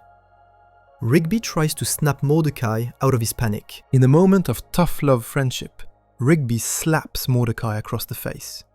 While slapping him, Rigby accidentally sticks tape and a "to" from gift card on Mordecai's face because they were wrapping presents. Rigby tells Mordecai to quit wimping up the holidays. He tells Mordecai to just go to the party with CJ and not worry too much about Margaret. Margaret is supposedly just visiting for a brief period, and Mordecai will not see her again afterwards, so there is no reason to make this into a bigger deal than it needs to be. Mordecai tries to agree, but when he starts to say, "Yeah, but..." Rigby slaps him again, sticking more tape to his face. Rigby is not having any of Mordecai's excuses or anxieties. He tells Mordecai firmly to just go to the party and stop overthinking everything. This pep talk works temporarily. Mordecai decides to push through his fear and attend the party with CJ. At Eileen's Christmas sweater party, everyone is wearing ugly Christmas sweaters and having a good time. The party has decorations, music, and a festive atmosphere. Most importantly, there is a mistletoe disco ball hanging from the ceiling. This becomes relevant later. Mordecai arrives with CJ, and everything seems fine at first. Then, Margaret walks into the party. This is the first time CJ and Margaret officially meet face to face. They had technically met once before, in the season 2 episode, Yes Dude Yes. But that was years ago in the show's timeline, and it was a brief, chaotic encounter. For all practical purposes, this Christmas party is their real introduction to each other. Margaret approaches Mordecai and CJ, wanting to be friendly and say hello. Mordecai's introduction of Margaret to CJ is one of the most awkward moments in television history. He says, "CJ, this is Margaret, my girlfriend." Then he immediately corrects himself. "I mean, my ex-girlfriend." Then he corrects again. "I mean, a girl I kissed a bunch in the past who's my friend." This stammering, nervous attempt to explain their relationship makes everything worse. It makes it obvious to everyone watching that Mordecai is incredibly anxious about this situation and is not handling it well. Margaret clearly notices the awkwardness. She feels uncomfortable being the cause of this tension. After a brief, painful silence, she leaves the conversation, giving Mordecai and CJ space. CJ, being perceptive and not stupid, realizes that Margaret is the reason Mordecai has been acting strange all day. She asks Mordecai directly if he still has feelings for Margaret. This is a fair question, given how panicked Mordecai has been about the party. Mordecai, finally calming down enough to communicate properly, explains to CJ that he does not have feelings for Margaret anymore. He tells CJ that since he and Margaret broke up, he has been happy with her. He says he does not feel anything for Margaret now, and he wants to be at this party with CJ. CJ kisses him reassuringly and says, "That's all I needed to know." She believes him. She trusts him. The tension seems to be resolved. With the weight of his worries gone, Mordecai relaxes and starts enjoying the party. The mistletoe disco ball activates at one point, projecting a mistletoe light on various couples. When the light lands on couples, they kiss. Musselman and Starla kiss. High Five Ghost and Celia kiss. Rigby, encouraged by Mordecai, kisses Eileen on the cheek in a sweet moment of growth for his character. Everyone is having a good time celebrating Christmas together. Mordechai, feeling confident now, goes to find CJ, but he cannot locate her. While searching for his girlfriend, he accidentally runs into Margaret. The collision causes a chain reaction that ends with the mistletoe disco ball projecting onto Margaret. She goes sliding across the room from the impact. Mordecai rushes over to make sure she's okay and to apologize for the clumsy accident. After some awkward small talk and Mordecai clearly being uncomfortable, Margaret finally addresses the elephant in the room. She tells Mordecai that things are different now. She acknowledges that he is dating CJ. She explains that after they broke up when she left for college, things were rough for Mordecai, but CJ has made him happier. Margaret says CJ is good for him. Then Margaret tells Mordecai something important. She never expected him to wait for her. She understands that he moved on, and she is genuinely happy that he found someone who makes him happy. This moment is Margaret at her most mature and selfless.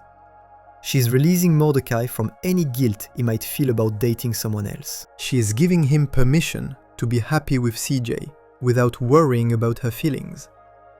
She is being a good person and a good friend.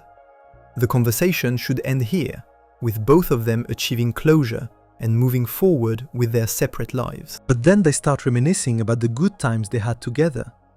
They remember their dates. They remember the adventures they went on.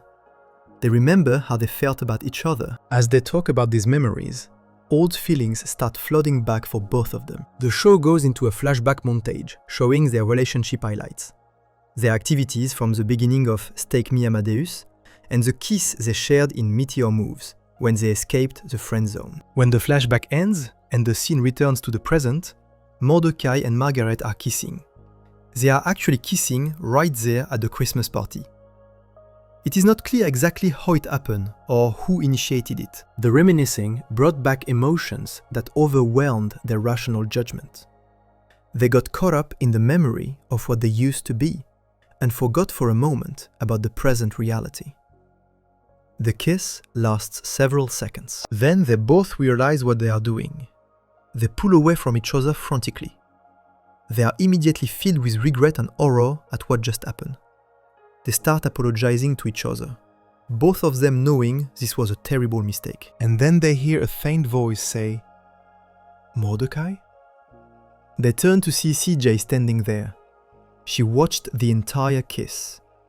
She saw Mordecai, her boyfriend, kissing his ex-girlfriend at a Christmas party. Tears are welling in CJ's eyes. Thunder is rumbling around her as her emotions start manifesting as weather. She does not transform fully into a storm cloud, but the signs are there that she is devastated and furious. CJ turns and runs out of the house. She gets in her car and drives away before Mordecai can reach her. Mordecai desperately tries to chase after CJ. He wants to explain, to apologize, to fix this somehow. But he cannot catch her before she drives off. He needs his phone to call her and try to talk to her. He runs back into the house to find his phone. He goes to the spare room where Eileen had told guests to leave their coats. This is where he left his phone. In the spare room, Mordecai finds boxes. These are moving boxes filled with personal items. Margaret's personal items. Mordecai stares at these boxes in confusion. Then, Eileen enters the room. She reveals to Mordecai that Margaret is her new roommate. Margaret is not just visiting briefly like Rigby assumed. She is moving in with Eileen to finish her journalism degree at the local news station. Margaret is back permanently. She will be living in this apartment, which means she will be around all the time, which means this situation is not going away.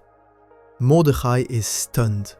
He just kissed his ex-girlfriend in front of his current girlfriend, destroying CJ's trust. And now he learns that his ex-girlfriend is moving in with one of his close friends, which means he cannot avoid her. The situation is a complete disaster. Eileen leaves hastily, sensing the tension and not wanting to make things worse. The episode ends on a cliffhanger. Margaret is standing in the distance, looking at Mordecai. He is standing among her moving boxes, clearly distraught and overwhelmed. Neither of them speaks. They just stare at each other as the episode fades to black. There is no resolution. There is no fixing the damage that was done. There is just the reality that everything has changed and nothing will be simple anymore. The reaction to Merry Christmas Mordecai was immediate and intense. Fans who had been enjoying Mordecai and CJ's relationship felt betrayed. They watched CJ get her heart broken by a guy who told her just minutes earlier that he did not have feelings for his ex. They saw Margaret, who had been mature enough to tell Mordecai she was happy he moved on, immediately undermine that maturity by kissing him. They witnessed what should have been a fun Christmas episode turn into relationship drama that made them genuinely angry. Margaret started getting significantly more hate after this episode aired. Comments on forums and social media called her selfish, manipulative, and accused her of deliberately trying to ruin Mordecai and CJ's relationship. Some defenders argued that the kiss was an accident, that both Mordecai and Margaret got caught up in old emotions they did not plan on feeling. They pointed out that Margaret was clearly regretful immediately after the kiss happened. But these defenses did not matter to fans who saw CJ crying and running away. The Christmas kiss established several things that would define the rest of Season 6 and much of Season 7. First, it proved that Mordecai was not over Margaret, despite claiming he was. Whether he wanted to have feelings for her or not, they exist. Second, it showed that Margaret still had feelings for Mordecai too, even though she knew he was dating someone else. Third, it demonstrated that CJ's worst fears about Margaret were justified. CJ had been worried that Mordecai still cared about his ex, and she was right. Most importantly, the kiss created a love triangle that would dominate the show for the next 2 seasons. Mordecai was stuck between his past with Margaret and his present with CJ. Margaret was back in his life permanently and clearly had unresolved feelings. CJ was hurt and had every right to be angry, but also loved Mordecai enough to eventually forgive him. The three of them would be forced to navigate this messy situation together, and it would transform regular show from a comedy into something much more painful to watch. Before we move on, make sure to subscribe if you're enjoying this breakdown.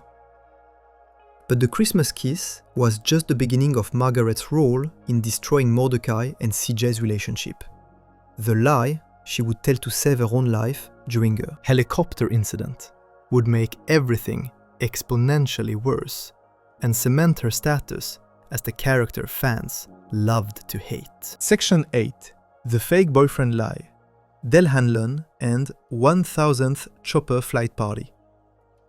The fallout from the Christmas kiss did not resolve itself quickly. In the following episode, Sad Sax, Mordecai and CJ did eventually make up, after Mordecai sought advice from a character called the Sad Sax Guy, and tried to facilitate a conversation between Margaret and CJ. But CJ was not comfortable around Margaret after what happened. The kiss had created a permanent wound in CJ's trust, and even though she forgave Mordecai, she could not forget what she saw. The tension between CJ and Margaret was real and dangerous, and it would come to a head in one of Margaret's father's most important professional moments. The episode 1000th Chopper Flight Party takes place sometime after the Christmas incident. The setup is that Frank Smith, Margaret's father, who pilots Chopper 6 for the local news station, is celebrating a major milestone. He has completed his 1000th flight in the traffic helicopter. This is a huge achievement in his career, and he is throwing a party at his house to celebrate with friends and family.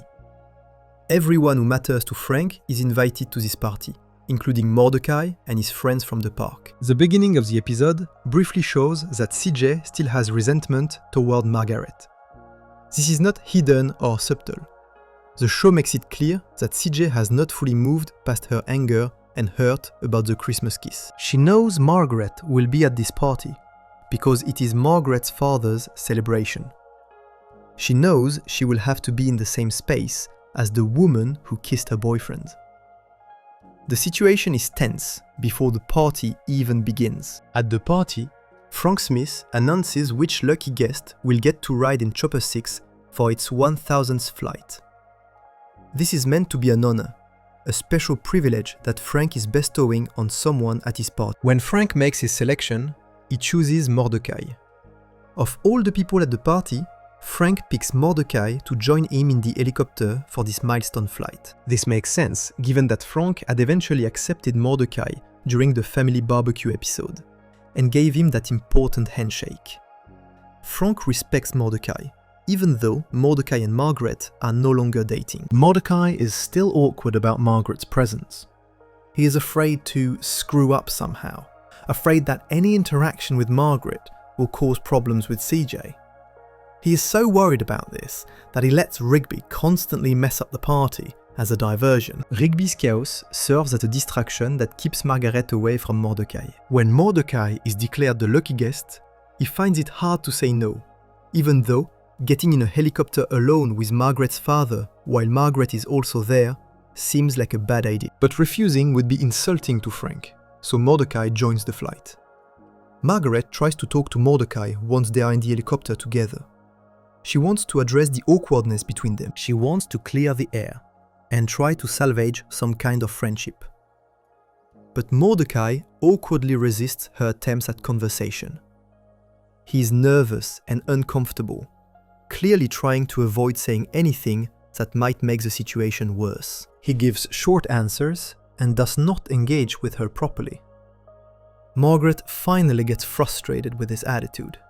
She scolds him, telling him that she wants their friendship back. She is tired of him treating her like a problem or a danger. She just wants things to be normal between them again. She wants to be able to talk to a friend without all this tension and fear. Her words get through to Mordecai. He realizes he has been handling this badly. He tries to lighten the mood by making a joke. The joke works. Mordecai lifts the tension with his humor, and suddenly, he and Margaret are having a genuine conversation. They start talking naturally, laughing together, enjoying each other's company the way they used to before everything got complicated. They are just two friends catching up and having fun. From their perspective inside the helicopter, this is a positive development. They are finally moving past the awkwardness. But CJ is watching from the ground. She sees Mordecai and Margaret in Chopper 6 together. She sees them laughing. She sees them clearly having a good time with each other. And she gets the wrong impression. From CJ's perspective, this looks like Mordecai and Margaret are rekindling their romance. It looks like they are getting back together. It looks like Mordecai lied to her again about not having feelings for Margaret. CJ's anger and hurt transform her into her storm cloud form. She becomes a massive, destructive storm cloud, larger and more dangerous than we have seen her before. The sky turns dark. Thunder roars. Lightning flashes. CJ's storm cloud form starts causing havoc. The winds from a storm affect Chopper 6, creating turbulence that makes the helicopter difficult to control. This is not just CJ having a tantrum. This is CJ becoming a legitimate threat to everyone's safety. Mordecai tries desperately to calm CJ down from inside the helicopter. He shouts to her, trying to explain that nothing is happening between him and Margaret. He tries to communicate that they are just friends talking. But the turbulence of the helicopter keeps making things worse. Every time the helicopter shakes, or tilts, or moves unexpectedly, it looks to CJ like Mordecai and Margaret are getting closer to each other, or touching, or doing something romantic. The physical chaos created by CJ's own storm is creating visual misunderstandings that fuel her rage even more. Margaret's parents, Frank and Denise Smith, are in serious danger. The storm is so intense that they fall from the helicopter. Fortunately, they land in a swimming pool at their house, rather than hitting the ground, so they survive. But the situation has escalated to the point where people could actually die. CJ's storm cloud form is not a harmless expression of emotion. It is putting lives at risk, including the lives of Margaret's parents, at their own celebration. Mordecai tries to save Margaret, as the helicopter continues to be battered by the storm. But Margaret manages to grab onto the landing gear of the helicopter, holding on despite the dangerous winds. She uses a megaphone to shout to CJ. She insists loudly that she and Mordecai are just friends. She tries to convince CJ that nothing romantic is happening between them. But CJ is too upset to believe this. The Christmas kiss is too fresh in her memory. She cannot trust Margaret's words. Then, Margaret makes a desperate decision. To calm CJ down and stop the storm before someone actually dies, Margaret shouts through the megaphone that she has a boyfriend. She claims she is dating Dale Hanlon, the sports anchor who works at Channel 6 News alongside her and her father. Dale Hanlon is the Chopper 6 weekend sports TV anchor, someone Margaret works with professionally. By claiming he is her boyfriend, Margaret is trying to prove to CJ that she is not interested in Mordecai romantically, because she is already in a relationship with someone else. This revelation stuns multiple people. Mordecai is stunned because he had no idea Margaret was dating anyone. Margaret's parents are surprised because they also did not know about this boyfriend. CJ, hearing that Margaret has a boyfriend, finally calms down. She transforms back into her normal humanoid cloud form. The storm dissipates. The danger passes. Everyone is safe. But CJ is now filled with remorse instead of rage. She realizes what she almost did. She nearly killed Margaret's parents. She endangered everyone at the party with her inability to control her emotions. She caused chaos and destruction at an important celebration because she jumped to conclusions about what she saw. The guilt washes over her. She starts crying and leaves the party, unable to face what her anger caused. Margaret, Mordecai, Eileen, and Dale Hanlon watch her leave, each of them processing what just happened in different ways. The problem is that Margaret lied. Dale Hanlon is not actually her boyfriend. She invented this relationship in a moment of panic to save lives.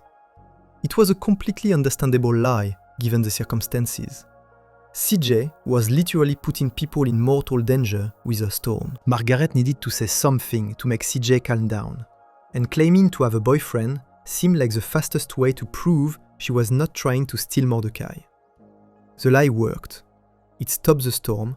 It saved lives. But lies have consequences, especially when you have to keep maintaining them. CJ now believes Margaret has a boyfriend. Mordecai believes it. Margaret's parents believe it, and Margaret has to continue pretending this relationship is real, which means involving Dale Hanlon in an increasingly complicated deception.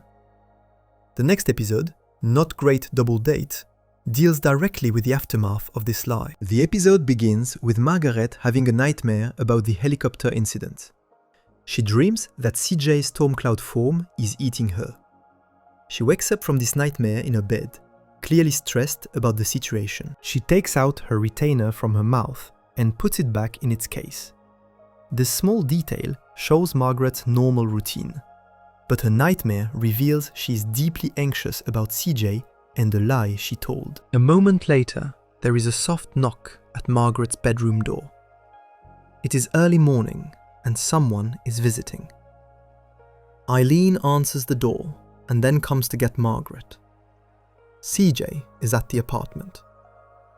CJ has come to see Margaret. Margaret's reaction shows pure fear. She asks, "CJ's here?" with genuine panic in her voice. She cannot believe CJ would come to the apartment after what happened at the party. CJ explains that she wants to move past what happened at Frank Smith's party. She wants to forgive Margaret for the Christmas kiss and for everything else that has happened. She wants to make an effort to be friends, or at least to not be enemies. As a gesture of reconciliation, CJ invites Margaret to a double date. The plan is that CJ and Mordecai will go out with Margaret and her boyfriend Dale. The four of them can spend time together, and CJ can get to know Dale, and maybe they can all move forward as friends. This puts Margaret in an impossible position. She cannot go on a double date with a boyfriend who does not exist. But if she admits she lied about Dell, then CJ will know she made up the boyfriend story. Which means CJ will realize Margaret lied to manipulate her. Which means all of CJ's worst suspicions about Margaret will be confirmed. Margaret will look like a manipulative person who invented a fake relationship to trick CJ. The situation is a trap with no good way out. Margaret discusses this problem with Eileen. Eileen, being practical, suggests that Margaret could just tell the truth. But Margaret points out that if she admits she lied, CJ and Mordecai will both know she was dishonest. Eileen then suggests a different solution. Margaret could ask Dell Hanlon to actually pose as her boyfriend for this one double date. If Dell agrees to pretend for one evening, Margaret can maintain the lie, CJ can feel reassured, and nobody gets hurt. Margaret finds Dell at a junior high school tetherball tournament, where he is reporting for the sports segment of the news. Dell is in the middle of giving a dramatic, over-the-top report about the tetherball competition, when Margaret and Eileen approach him. After his report ends, Margaret explains her situation and asks if Dell would be willing to pretend to be her boyfriend for one double date with CJ and Mordecai. Dell's reaction is immediate enthusiasm. He gasps with excitement and says yes. Dell reveals that he has always wanted to act. Being asked to pose as someone's boyfriend is like getting a role in a play. He sees this as an opportunity to perform, to create a character, to inhabit a role. His excitement about the acting opportunity overrides any questions about why this deception is necessary. Dell is completely on board. But there is a problem. Margaret and Dell need a believable story for how they met and fell in love. If CJ asks about their relationship, they need to have answers that sound convincing. Margaret and Eileen decide to get help from Rigby, who is surprisingly creative when it comes to making up elaborate stories. They meet Rigby at a coffee shop called the Nondescript Coffee Shop. Rigby sits in shadow like a detective, creating a noir atmosphere. When they explain what they need, Rigby gets angry. He is mad that he is being asked to help Margaret lie to CJ, his friend Mordecai's girlfriend. But eventually, he agrees to help, and he creates an absurdly complicated backstory. Rigby writes several pages of story about how Margaret and Dell supposedly met. The story involves Margaret studying abroad in a jungle, being chased by a lion that jumped out of a lion hole, escaping in a hot air balloon from a hot air balloon rental place, and then seeing Dell in another hot air balloon. The story gets increasingly ridiculous with each detail, but Dell loves it. He is immediately on board with this elaborate fictional history. Margaret thinks the story is too complicated, but Dell is already memorizing his lines and getting into character. The double date happens at a restaurant. Mordecai is clearly uncomfortable, because he knows about Margaret and Dell supposedly dating, but still feels awkward about it. CJ seems genuinely interested in getting to know Dell and moving past the drama. When CJ asks how Margaret and Dell met, they launch into the jungle story that Rigby created. Dell delivers his lines with complete commitment, acting out every detail. Mordecai points out that crazy stuff like that happens to him all the time, so he accepts the story without question. For a while, the double date seems to be working. Margaret and CJ actually bond over playing pool together. They laugh and talk like friends. It appears that maybe they can get past all the tension and hurt. Maybe this lie will allow everyone to move forward. Maybe everything will be okay. Then the restaurant activates a kiss cam on a big screen. The kiss cam is like a spotlight that projects onto couples. And when it lands on you, you are supposed to kiss your romantic partner. The kiss cam lands on Margaret and Dell. Dell, fully committed to his role as Margaret's boyfriend, leans in to kiss her. But Margaret panics.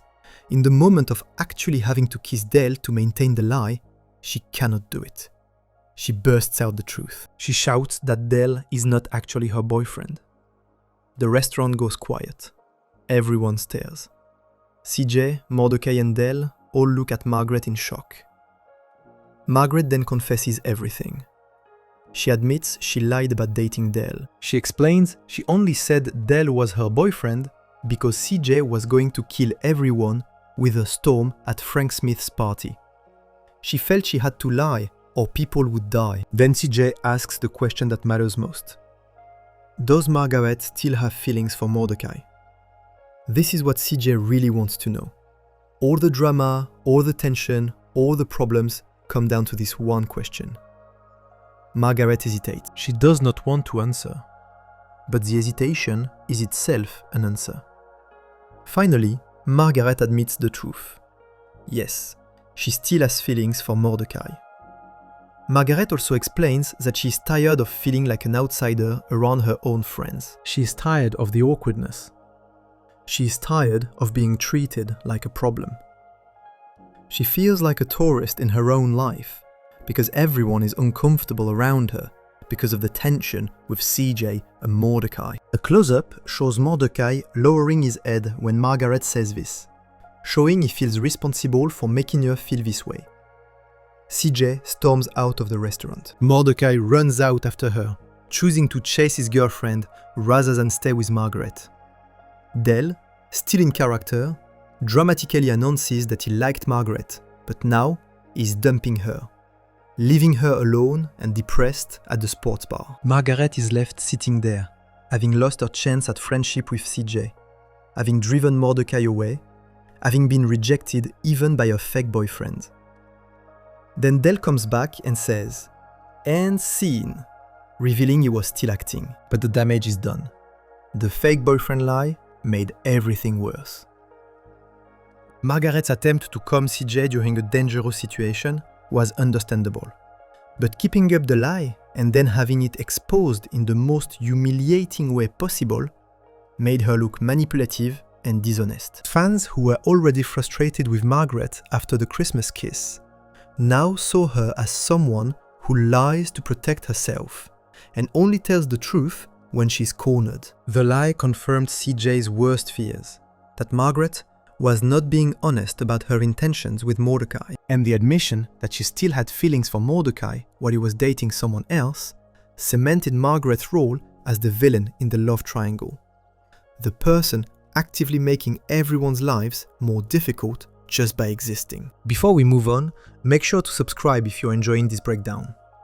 But even after all this drama, the show was not done torturing Mordecai, Margaret, and CJ. The writers had one more storyline planned that would give Margaret and Mordecai a glimpse of their perfect future together, before forcing them to walk away from it forever. Section 9. Just Friends. The future that never happened.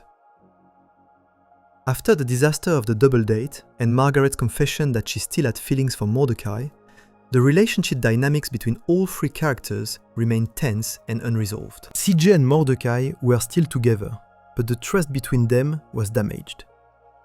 Margaret was still living with Eileen, still working at the news station, still a permanent presence in everyone's lives, whether they wanted her there or not. The situation needed some kind of resolution, some moment of clarity that would allow everyone to move forward. That moment came in the season 6 episode Just Friends, but not in the way anyone expected. The episode begins with a setup that has nothing to do with the love triangle drama. Rigby and Eileen are planning to attend a presentation by a martial arts master named Don. This is important to Eileen, because she is interested in martial arts and self-defense. Rigby agrees to go with her, which is significant character growth for someone who used to find Eileen annoying and tried to avoid spending time with her. Their relationship has developed to the point where Rigby genuinely wants to support Eileen's interests, even if martial arts presentations are not his usual idea of a fun time. This creates a situation where Mordecai and Margaret end up spending time together without their respective romantic interests present. CJ is not in this episode. Rigby is occupied with Eileen at the martial arts event. This leaves Mordecai and Margaret alone together for an evening, and they decide to get dinner. This is presented as an attempt at normalcy, at proving they can be friends without all the romantic tension and drama. They are trying to move past everything that has happened and just enjoy each other's company as friends, the way they used to before relationships got complicated. They go to a restaurant for their dinner. The restaurant has a chef named Daisuke, who becomes central to the episode's plot. Chef Daisuke is not an ordinary chef. He has some kind of mystical or magical abilities that allow him to do things beyond normal cooking. This fits perfectly into regular show's universe, where supernatural elements are common and nobody questions them too much. A chef having magical powers is just another Tuesday in this world. During their meal, Chef Daisuke approaches Mordecai and Margaret's table. He can sense something between them, some unresolved tension or potential that he wants to explore. Daisuke offers to show them something special. He has a magical sauce, and this sauce has the power to reveal the future. Specifically, it can show people what their future will look like if they make certain choices. Daisuke offers to show Mordecai and Margaret what their future together would be if they pursued a romantic relationship. Mordecai and Margaret are curious. They have years of history together. They clearly still have feelings for each other despite all the complications. The opportunity to see what their future could look like is tempting. They agree to let Chef Daisuke show them. Daisuke prepares a magical sauce and presents it to them. When they consume it, or when Daisuke activates its power, the exact mechanism is not as important as the result.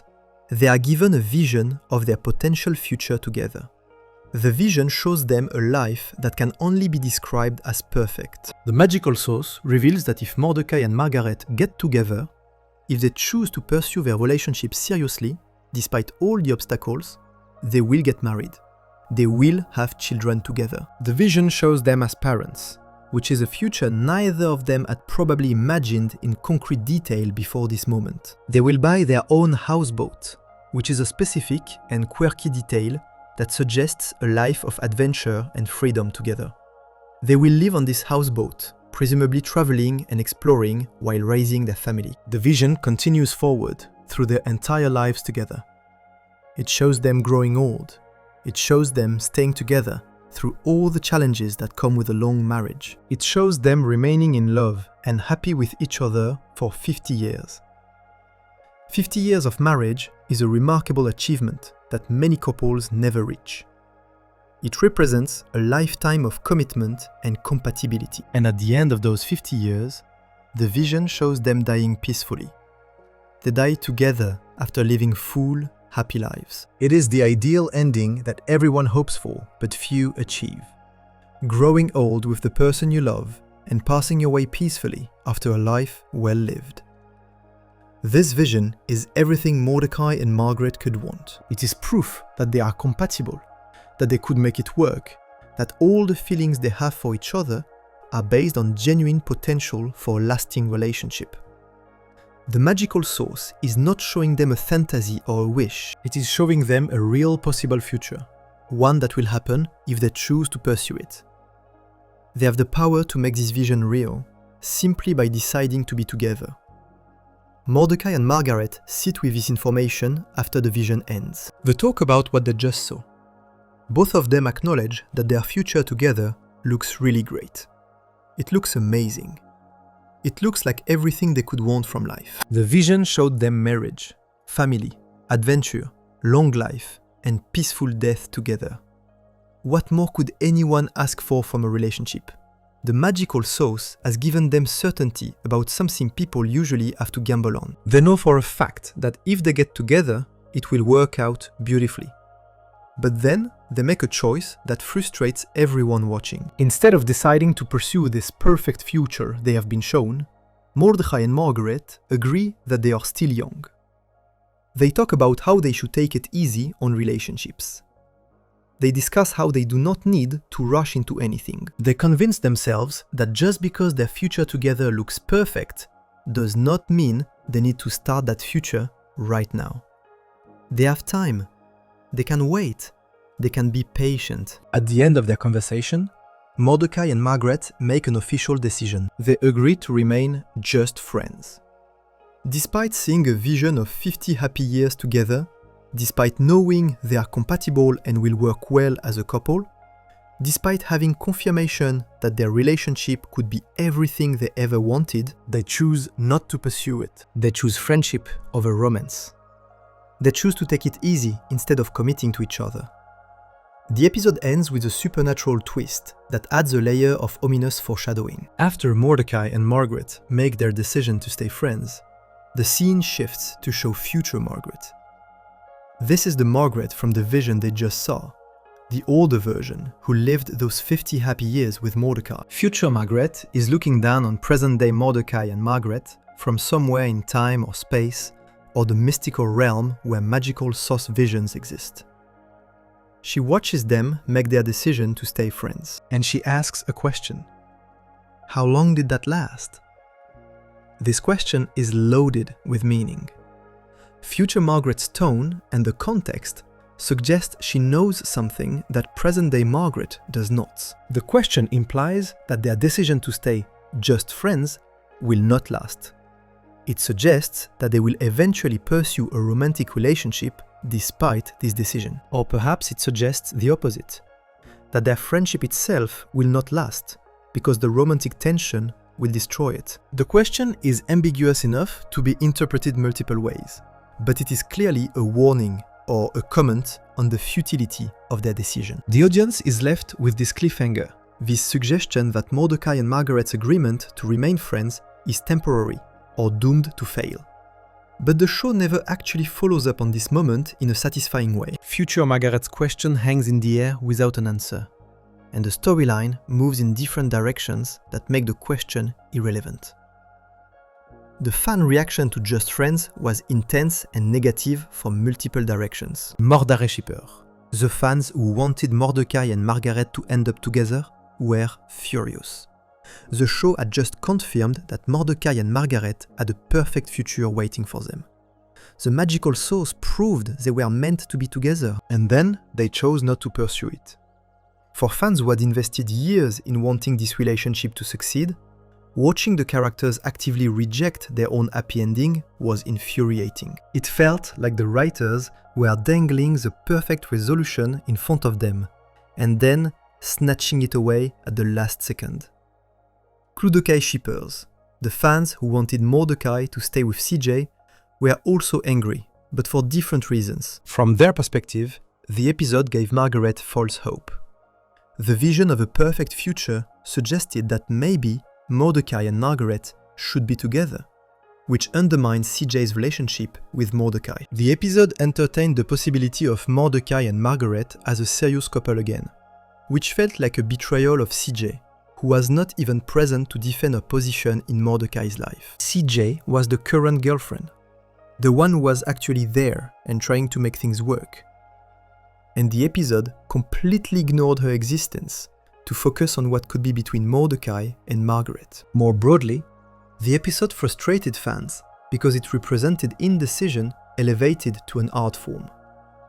The show's writers had spent years building up the Mordecai and Margaret relationship. Then, they broke them up. Then, they introduced CJ as a better match for Mordecai. Then, they brought Margaret back and created a love triangle. And now, when they finally had an opportunity to resolve the love triangle definitively, by showing that Mordecai and Margaret have a perfect future together, they chose not to commit to that resolution. The characters decided to stay friends, which satisfied nobody and resolved nothing. The decision to stay just friends, despite seeing their perfect future together, sent a message about the characters that made them less likable. It made Mordecai look indecisive and cowardly. He saw proof that he could have 50 happy years with Margaret, and he chose not to pursue it because he was scared or uncertain or thought he had more time. It made Margaret look passive and unwilling to fight for what she wanted. She saw the same future and agreed to walk away from it, prioritizing some vague idea of taking it easy over committing to something real. The episode also raised questions about CJ and Mordecai's relationship that the show did not adequately address. If Mordecai and Margaret have such a perfect future together, according to magical source, What does that say about Mordecai's current relationship with CJ? Is he settling for CJ while knowing Margaret is his true soulmate? Is he being unfair to CJ by staying with her when he has proof he belongs with someone else? The episode creates these questions, but does not answer them, leaving CJ's position in Mordecai's life feeling uncertain and potentially doomed. From a storytelling perspective, Just Friends represents a failure of commitment from the writers. They had multiple opportunities to resolve the love triangle in this episode. They could have had Mordecai and Margaret see their perfect future and decide to pursue it, which would mean breaking up with CJ, but at least providing a clear direction for the story. They could have had Mordecai and Margaret see their future and decide it does not matter because Mordecai is happy with CJ now and does not want to leave her, which would close the door on Mordecai definitively. They could have revealed that the magical source was wrong, or that the future shown was not guaranteed, which would eliminate the certainty and allow characters to make choices based on feelings rather than prophecy. Instead, the writers chose the worst possible option, showing a perfect future and then having the characters decide not to pursue it for vague reasons that do not make emotional sense. This choice keeps the love triangle alive artificially. It keeps all possibilities open. It refuses to commit to any direction. It is storytelling that prioritizes keeping options available over telling a coherent, satisfying narrative.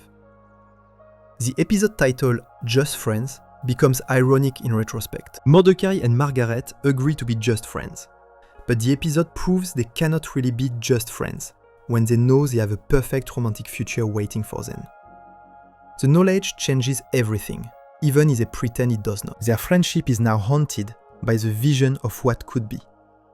Every interaction between them will carry the weight of knowing they chose to walk away from 50 happy years together. Future Margaret's question, how long did that last, suggests even the characters themselves do not believe their decision to stay friends will hold. If future Margaret knows their friendship agreement is temporary, then the whole conversation was meaningless.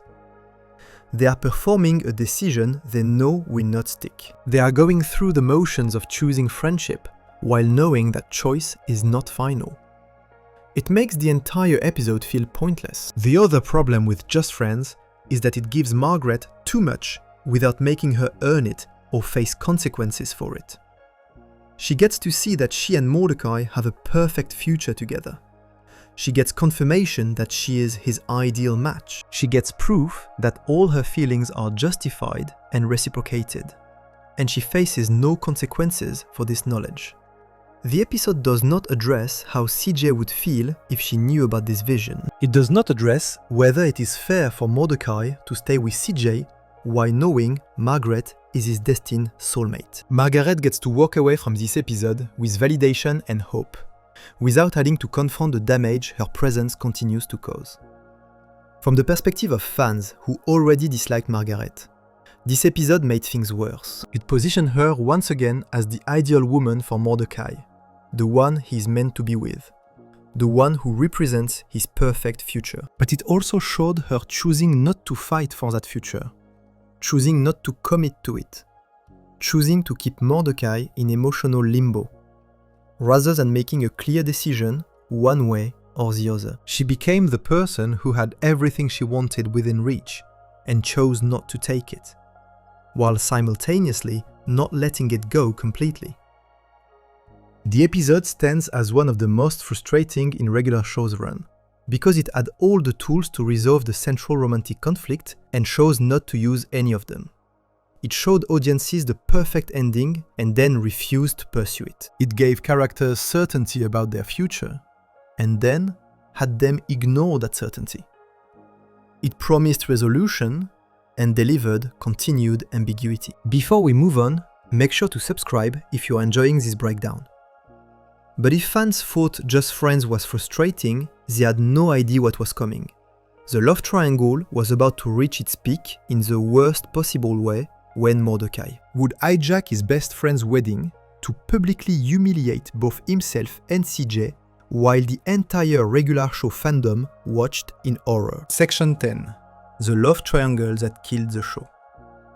By the time Regular Show reached the middle of Season 6 and into Season 7, something fundamental had changed about the series. What started as a show about two slacker groundskeepers who fought sentient hot dogs, traveled through time, and dealt with supernatural threats while trying to avoid doing actual work, had transformed into something completely different. It had become a relationship drama. The love triangle between Mordecai, Margaret, and CJ dominated episode after episode, taking screen time away from the absurdist humor and surreal adventures that made fans fall in love with the show in the first place. And nowhere was this transformation more painful and obvious than in the Season 6 episode, Dumped at the Altar, which stands as one of the most universally hated episodes in the entire series. The setup for Dumped at the Altar should have been a celebration.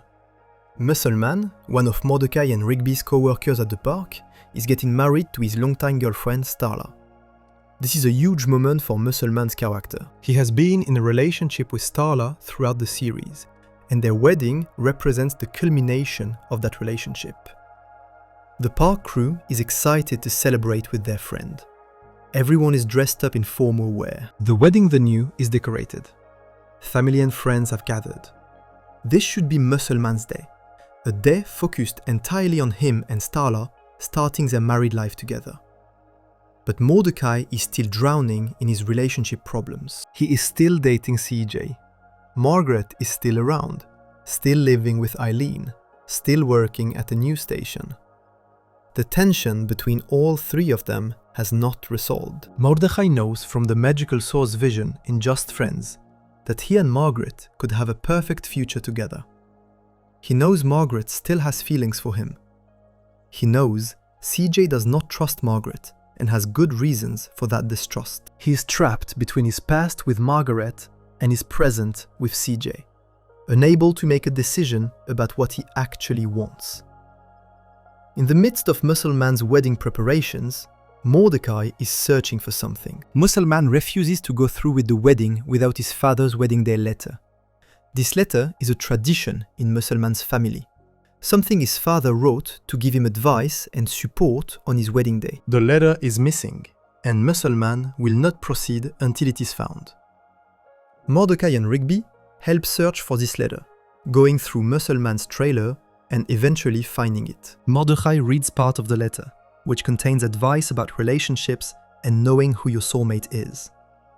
This advice hits Mordecai hard. The letter makes him think about his own situation. He starts questioning whether CJ is really the person he should be with. He starts wondering if Margaret, with whom he could have 50 happy years according to the magical sauce, is actually his soulmate. The letter, meant for Muscleman, becomes a catalyst for Mordecai's own crisis about his love life. He becomes increasingly agitated and confused about what he should do.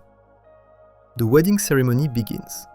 Muscleman and Starla stand at the altar. The officiant starts the proceedings. Everyone is watching this beautiful moment. And then, Mordecai interrupts.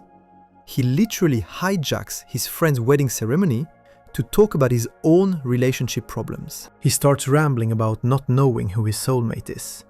He talks about being confused about his feelings. He makes the entire wedding about himself and his romantic indecision, instead of letting Muscleman have his moments. Muscleman is furious. He calls Mordecai out for interrupting the wedding. He asks what the hell Mordecai thinks he is doing, making this day about his relationship drama. Starla also tells Mordecai off, though her concern is more about wanting to get the wedding back on track, so they can start up the fryers for the reception food. The entire wedding party and all the guests are staring at Mordecai, watching him have a public meltdown at someone else's wedding. The situation gets worse when it becomes clear what Mordecai is actually trying to do. CJ is at the wedding as Mordecai's date. She is standing there, watching her boyfriend have a crisis about whether she is his soulmate. The way Mordecai is talking makes it obvious he is questioning their relationship. CJ realizes what is happening. She cuts Mordecai off before he can say more. She angrily tells him to save it because she knows what he is going to say.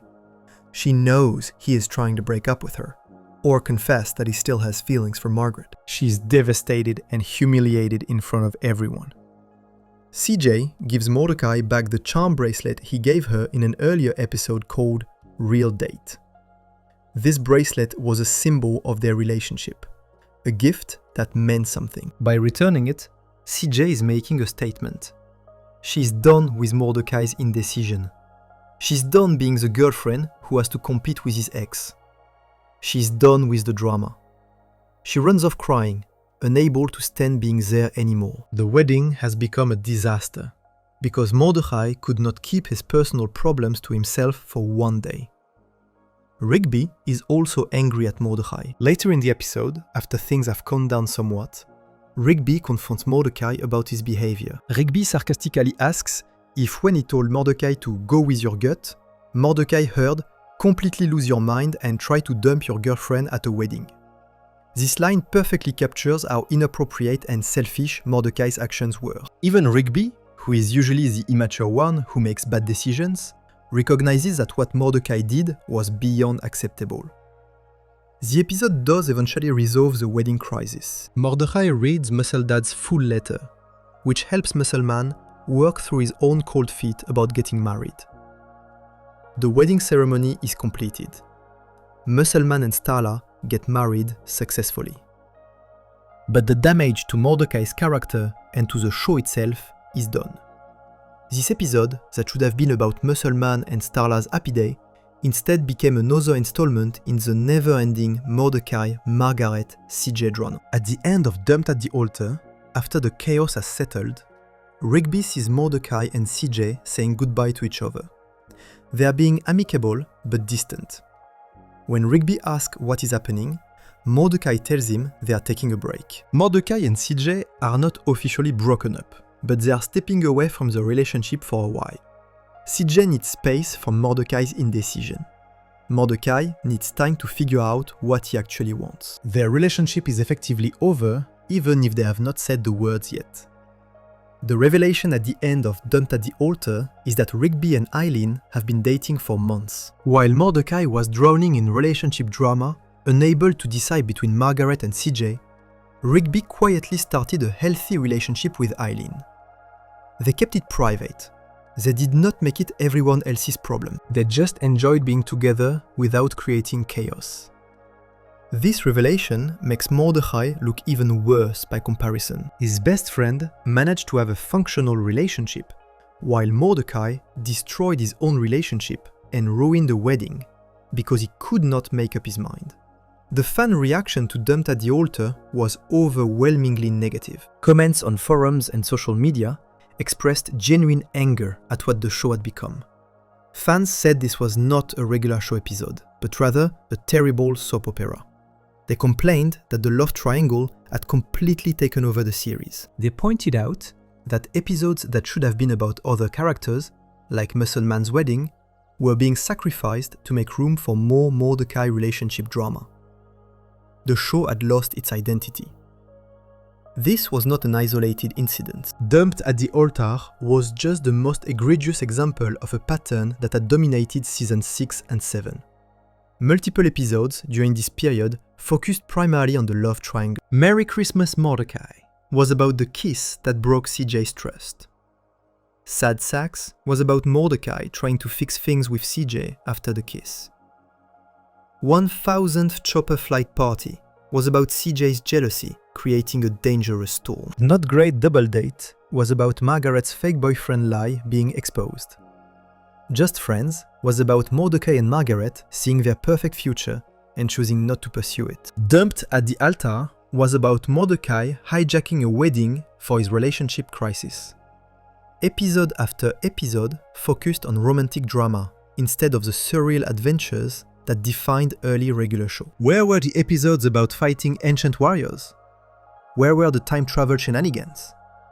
Where were the supernatural threats that required the park crew to band together? Where was the show about slackers trying to avoid work while accidentally getting involved in world-ending scenarios? That show had been replaced by a soap opera about a blue jay who could not decide which girl he liked more. IMDb ratings for these episodes reflected the fan dissatisfaction. Season 6 episodes focused on the love triangle consistently scored lower than episodes from earlier seasons.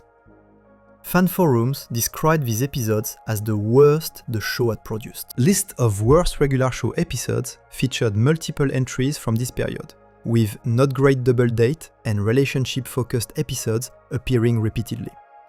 Fans who loved the show's early seasons felt betrayed by what it had become. The transformation of regular show from comedy to relationship drama is particularly frustrating because the show did not need to go in this direction. Regular show had built its reputation on creative, surreal storylines that could go anywhere. One episode could be about Mordecai and Rigby accidentally releasing a Christmas wizard. Another could involve time travel to fix a bad haircut. Another could feature the park crew going to space. The possibilities were endless, because the show embraced absurdity and rejected realism. But the love triangle required the show to be more grounded and realistic. Relationship drama only works if the audience takes the emotions seriously. You cannot have a heart-wrenching scene of CJ crying about betrayal, and then immediately cut to Mordecai fighting a giant monster made of sentient pizza. The tones do not mix. So the show had to sacrifice its absurdist elements to make room for the relationship drama. Episodes became more focused on conversations and feelings and less focused on action and surreal comedy. The creators of regular show eventually admitted they handled the love triangle poorly. Matt Price, one of the head writers, later explained in interviews and Reddit AMAs why Mordecai did not end up with Margaret or CJ in the finale. Price said the creative team felt like the Margaret and CJ story was complete, and that both women were on their own path already. More importantly, Price admitted that Mordecai was too wishy-washy with them. This is the show's own creator acknowledging that Mordecai's indecision and inability to commit was a problem. The writers recognized they had made Mordecai frustrating to watch. But this admission came too late. By the time the creators acknowledged the problem, they had already spent 2 full seasons making fans watch Mordecai be wishy-washy. They had already alienated viewers who tuned in for comedy and got relationship drama instead. They had already sacrificed what made regular show special in order to tell a love triangle story that satisfied nobody. Margaret bears significant responsibility for this transformation, even though she was not the only person involved.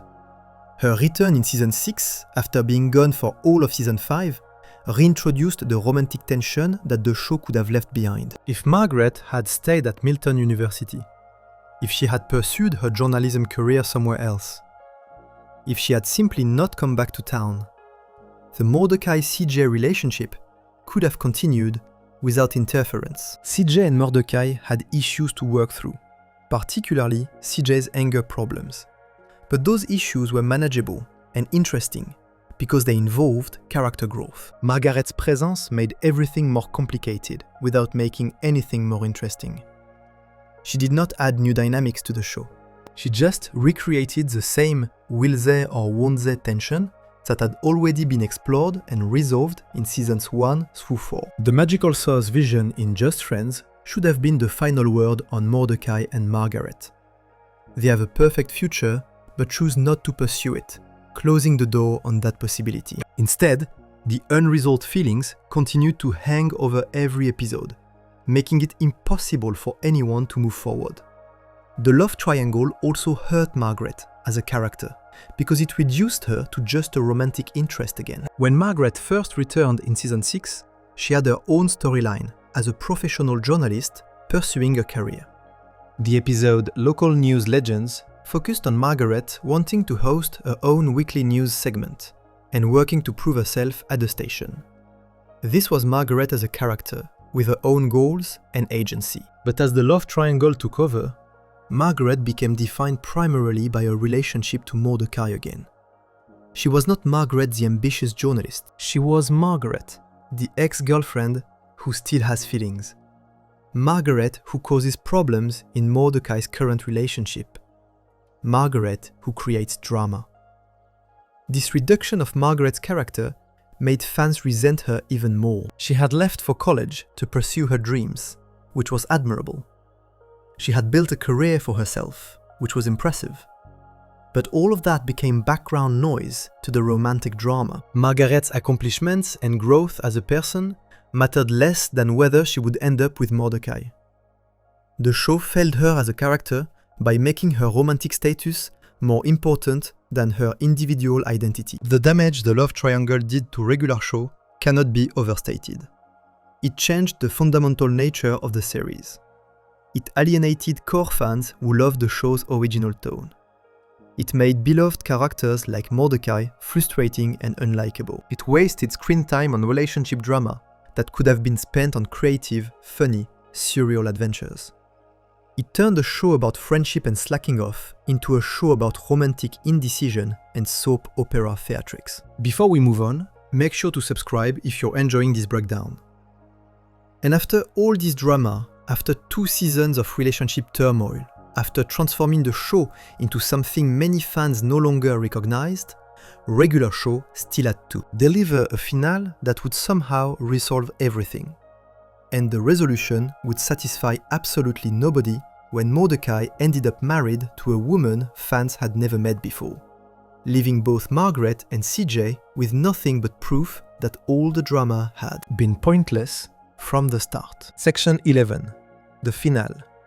Nobody gets Mordecai. After all the relationship drama that dominated seasons 6 and 7, after the love triangle that transformed regular show from beloved comedy into hated soap opera, after years of Mordecai being unable to decide between Margaret and CJ, the series finally reached its conclusion. A regular epic final battle is the 3-part series finale that aired in 2017, bringing regular show to an end after 8 seasons. The finale focuses primarily on Pops, sacrificing himself to save the universe from his evil twin brother, Anti-Pops. A storyline that has nothing to do with romantic relationships and everything to do with the cosmic battle between good and evil that has been building throughout season 8. The finale is epic in scope. The park crew fights alongside Pops against Anti-Pops and his army. There are space battles and supernatural powers and moments of genuine heroism. Most of the cast gets erased from existence during the fight, though they are eventually restored. Pops ultimately defeats Anti-Pops by sacrificing his own life, choosing to die so that the universe can be saved, and the cycle of conflict between him and his brother can finally end. It is a bittersweet ending, focused on friendship and sacrifice, reminding fans of what regular show was at its best. A story about a group of friends facing impossible odds together. But fans were not watching the finale just to see how the cosmic battle resolved. They were watching to see what would happen with Mordecai, Margaret, and CJ.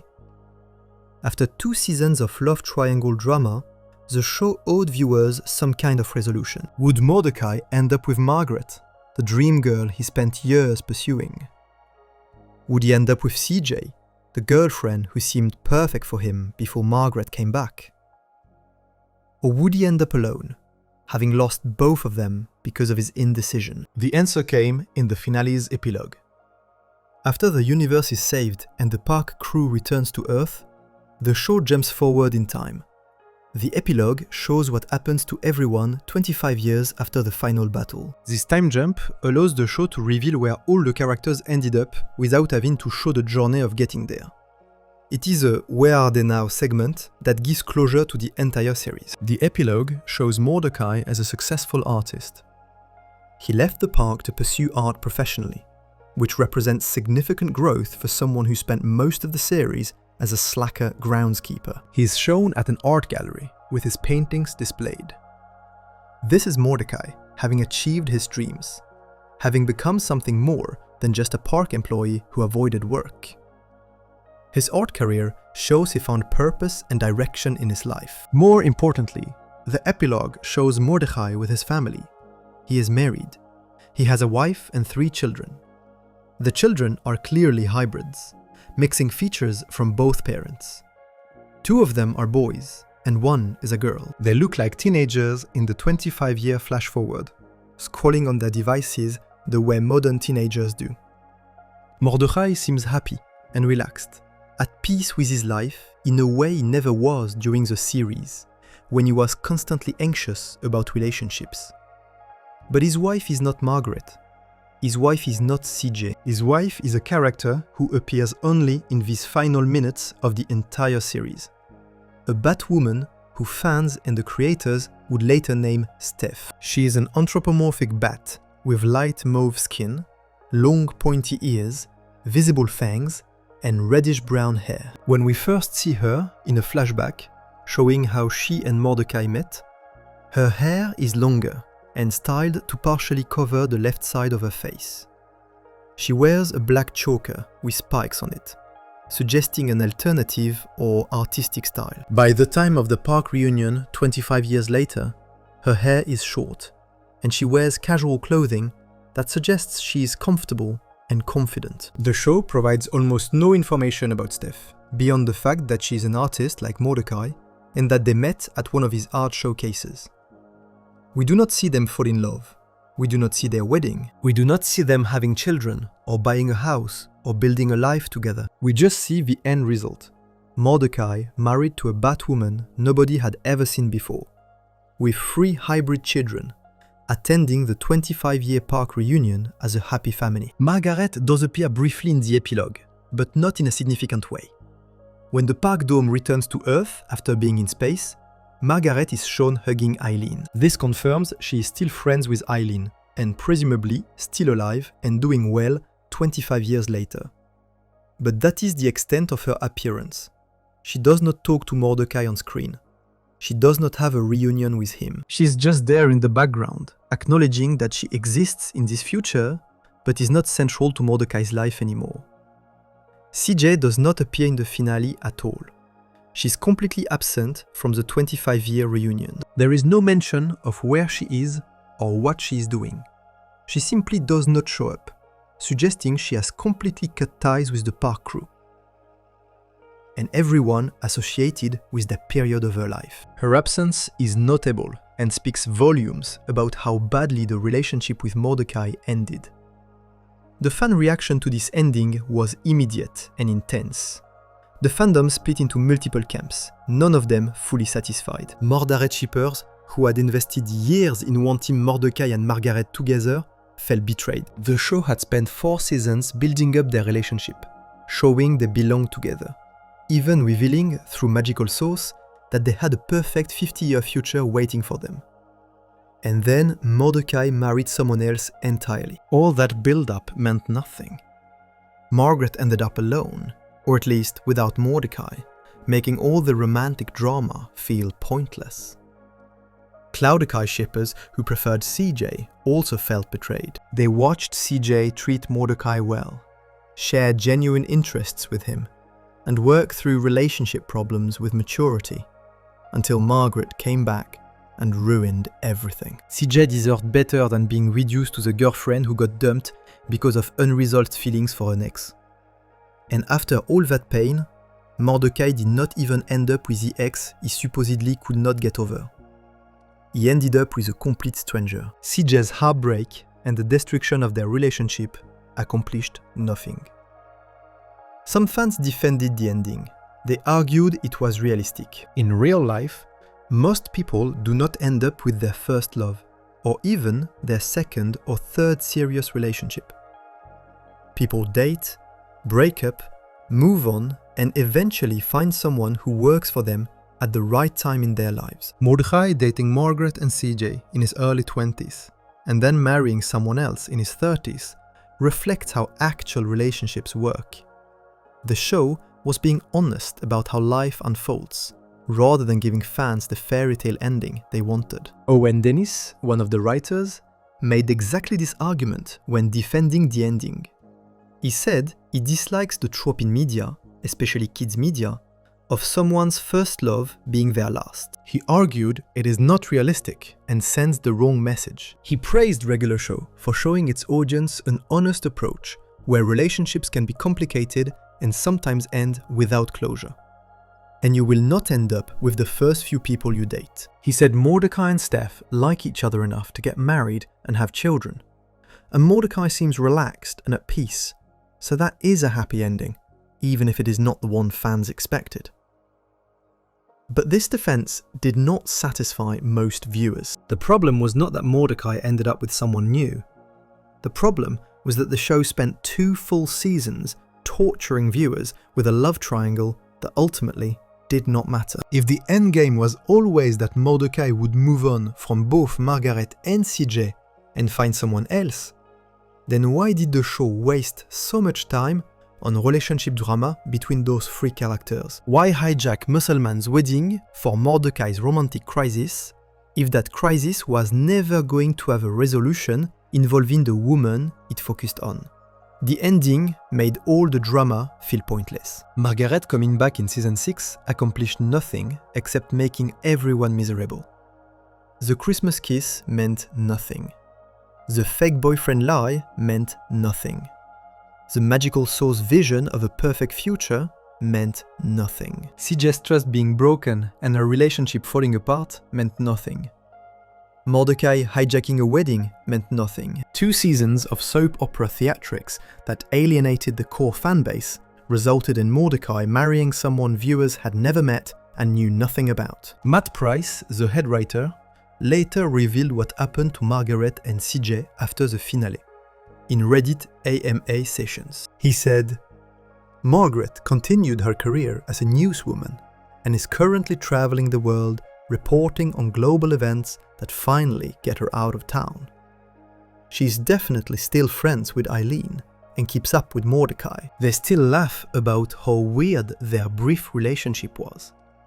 This suggests Margaret got the career she wanted and maintained some friendships, but ultimately moved on from Mordecai completely." As for CJ, Price revealed she moved on to play professional dodgeball. But critically, he added that CJ does not talk to any of them anymore. CJ cut all ties with Mordecai, with the park crew, with everyone associated with that painful period of her life. She completely removed herself from that social circle and built a new life elsewhere. This confirms what her absence from the finale suggested.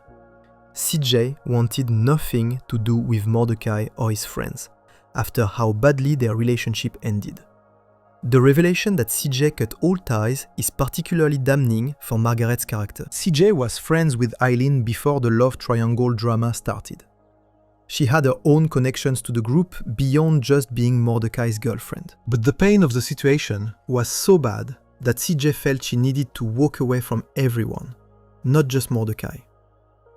The love triangle did not just destroy her relationship with Mordecai, it destroyed her friendships and forced her to start over completely in a new life with new people. For fans who already hated Margaret, this information confirmed their worst opinions. Margaret's return created so much chaos and pain that it drove CJ out of the entire friend group permanently. Even 25 years later, CJ had not forgiven or forgotten enough to attend the park reunion. Margaret got to keep her friendship with Eileen and maintain some connection to Mordecai, while CJ lost everything and had to rebuild from scratch. The ending felt profoundly unfair to CJ. The finale's treatment of the love triangle represents the ultimate failure of that storyline. After dominating 2 seasons, after transforming the show into something fans did not recognize, after making beloved characters frustrating and unlikable, the love triangle resolved with nobody getting what they wanted. Margaret did not get Mordecai. CJ did not get Mordecai. Fans did not get closure or satisfaction. And Mordecai got a wife whose name was not even mentioned in the show itself, whose personality was never explored, who was essentially a blank slate that represented Mordecai moved on, without providing any of the emotional payoff that comes from seeing characters earn their happy endings. Before we move on, make sure to subscribe if you're enjoying this breakdown.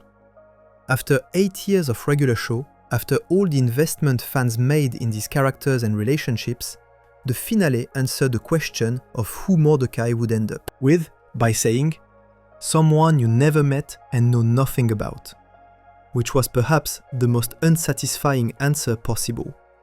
But this non-answer perfectly captured why Margaret became the most hated character in the show's history, serving as the symbol of a romantic storyline that consumed the series and gave back nothing but disappointment. Section 12. The verdict. Why Margaret became the most hated.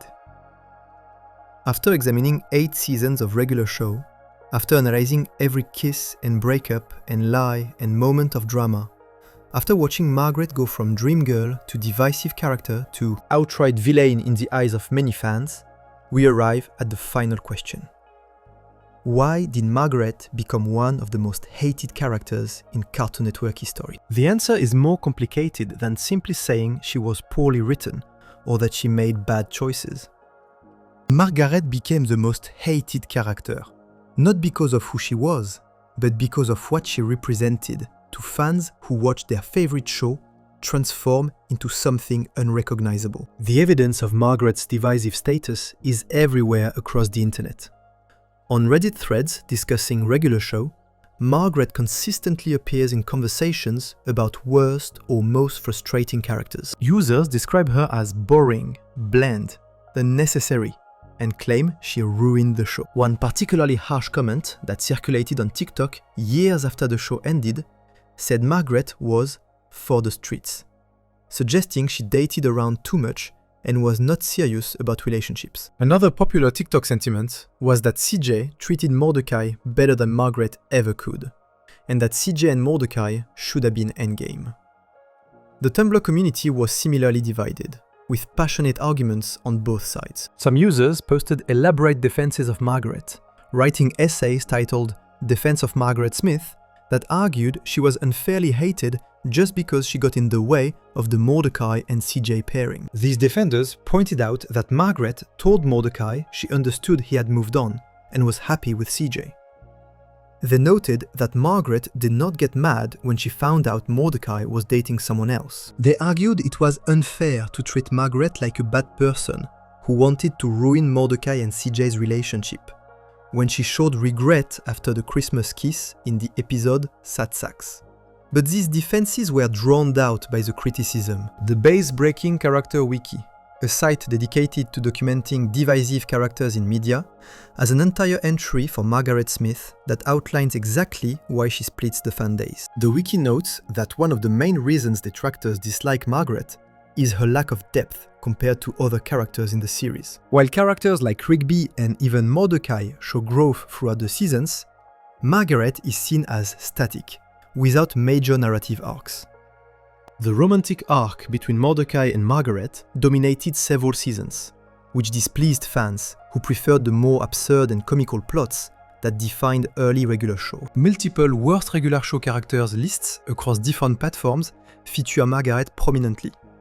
On the Top 10's website, Margaret appears repeatedly in user comments, with fans explaining why they find her character frustrating. One comment stated that Margaret had nothing in common with Mordecai and was a very vain, self-consumed, selfish person.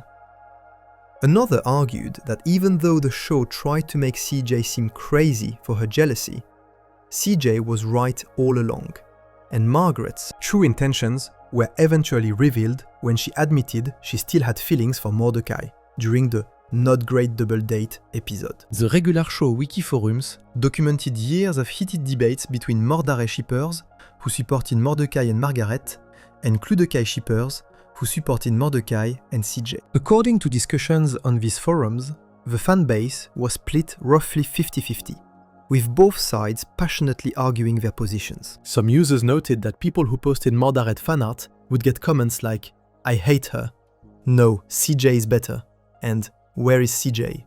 while CJ content received similar negative comments from Margaret supporters. The shipping wars created a toxic environment where it became impossible to discuss either character without triggering arguments. But here is the critical insight that explains Margaret's transformation from dream girl to most hated character.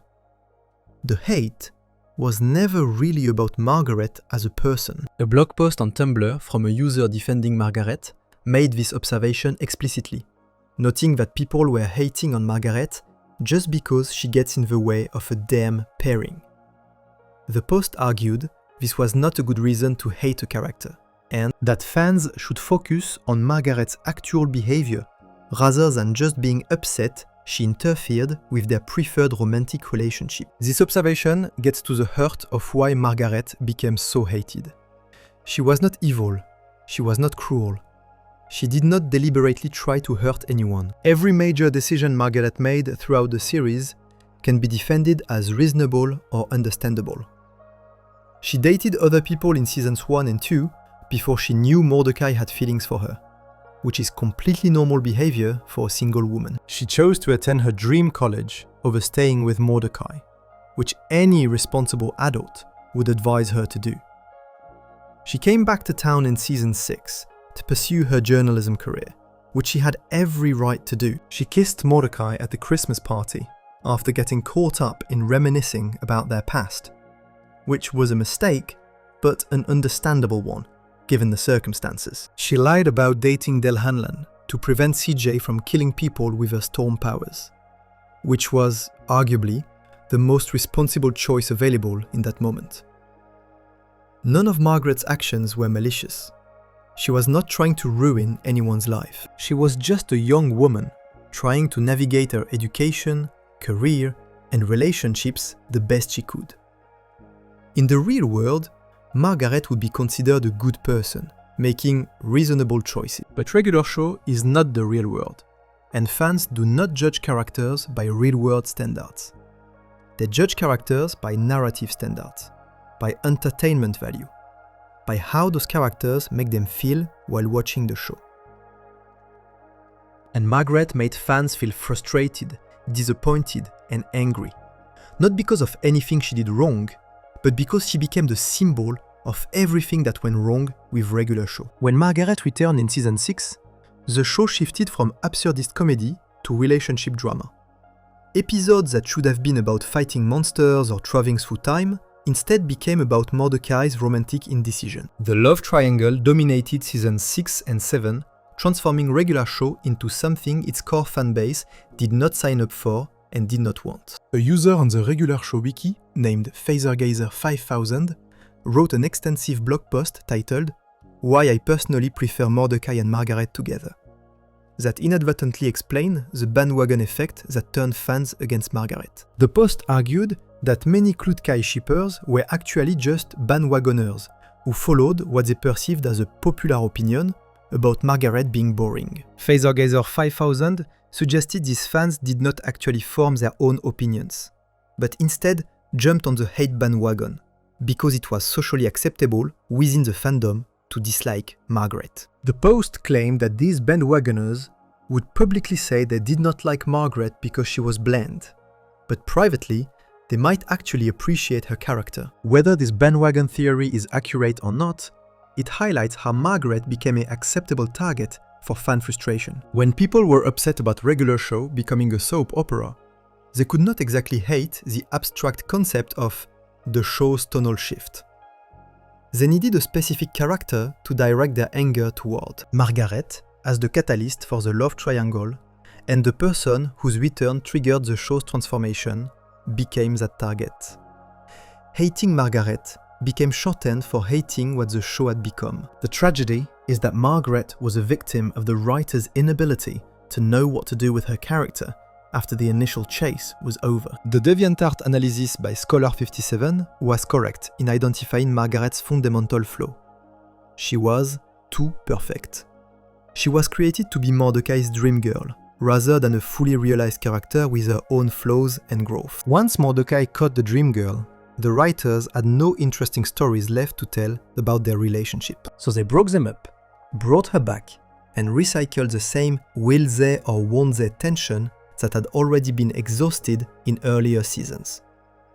Margaret represented loss to fans on multiple levels. She represented the loss of Mordecai and CJ's relationship, which many fans preferred.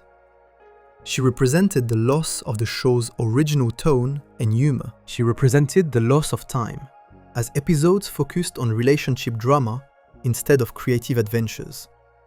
She represented the loss of closure, as the love triangle dragged on for 2 seasons without resolution. And ultimately, she represented the loss of satisfaction, as a finale revealed that all the drama had been pointless, because Mordecai ended up with neither Margaret nor CJ. The creator's admission that Mordecai was too wishy-washy with Margaret and CJ is particularly telling. Matt Price acknowledged the problem after the show ended, confirming that the love triangle was poorly handled and that Mordecai's indecision made him frustrating to watch. But this admission came too late to change how fans experienced those seasons in real time, or to rehabilitate Margaret's reputation among viewers who blamed her for the show's decline. In the end, Margaret became the most hated character in regular show. Not because she was a bad character, but because she was the wrong character for the show she was in. She was a realistic, mature, responsible young woman pursuing her education and career while trying to navigate complicated feelings for an ex-boyfriend. This character would work perfectly in a grounded romantic comedy or a coming-of-age drama. But Regular Show was a surreal workplace comedy about slackers fighting supernatural threats. Margaret's groundedness clashed with the show's absurdism. Her maturity felt out of place in a series about immature 20-somethings. Her drama brought the show down to earth when fans wanted it to soar into ridiculous adventures. Margaret's real crime was not being evil or cruel or manipulative. Her crime was being boring in a show that thrived on chaos. Her crime was bringing romantic realism to a series built on surreal humor. Her crime was existing in a genre that did not suit her character type. And most of all, her crime was serving as the visible reminder that Regular Show had lost its way, had forgotten what made it special, and had chosen soap opera theatrics over the creative absurdity that made fans fall in love with it in the first place. The hate was never really about Margaret. It was about mourning the show that Regular Show used to be before the love triangle consumed it. Margaret just happened to be the face of that transformation, which made her the perfect target for years of accumulated fan frustration about watching their beloved show become something they no longer recognized or enjoyed. If you enjoyed the video, make sure to subscribe, and I'll see you in the next video.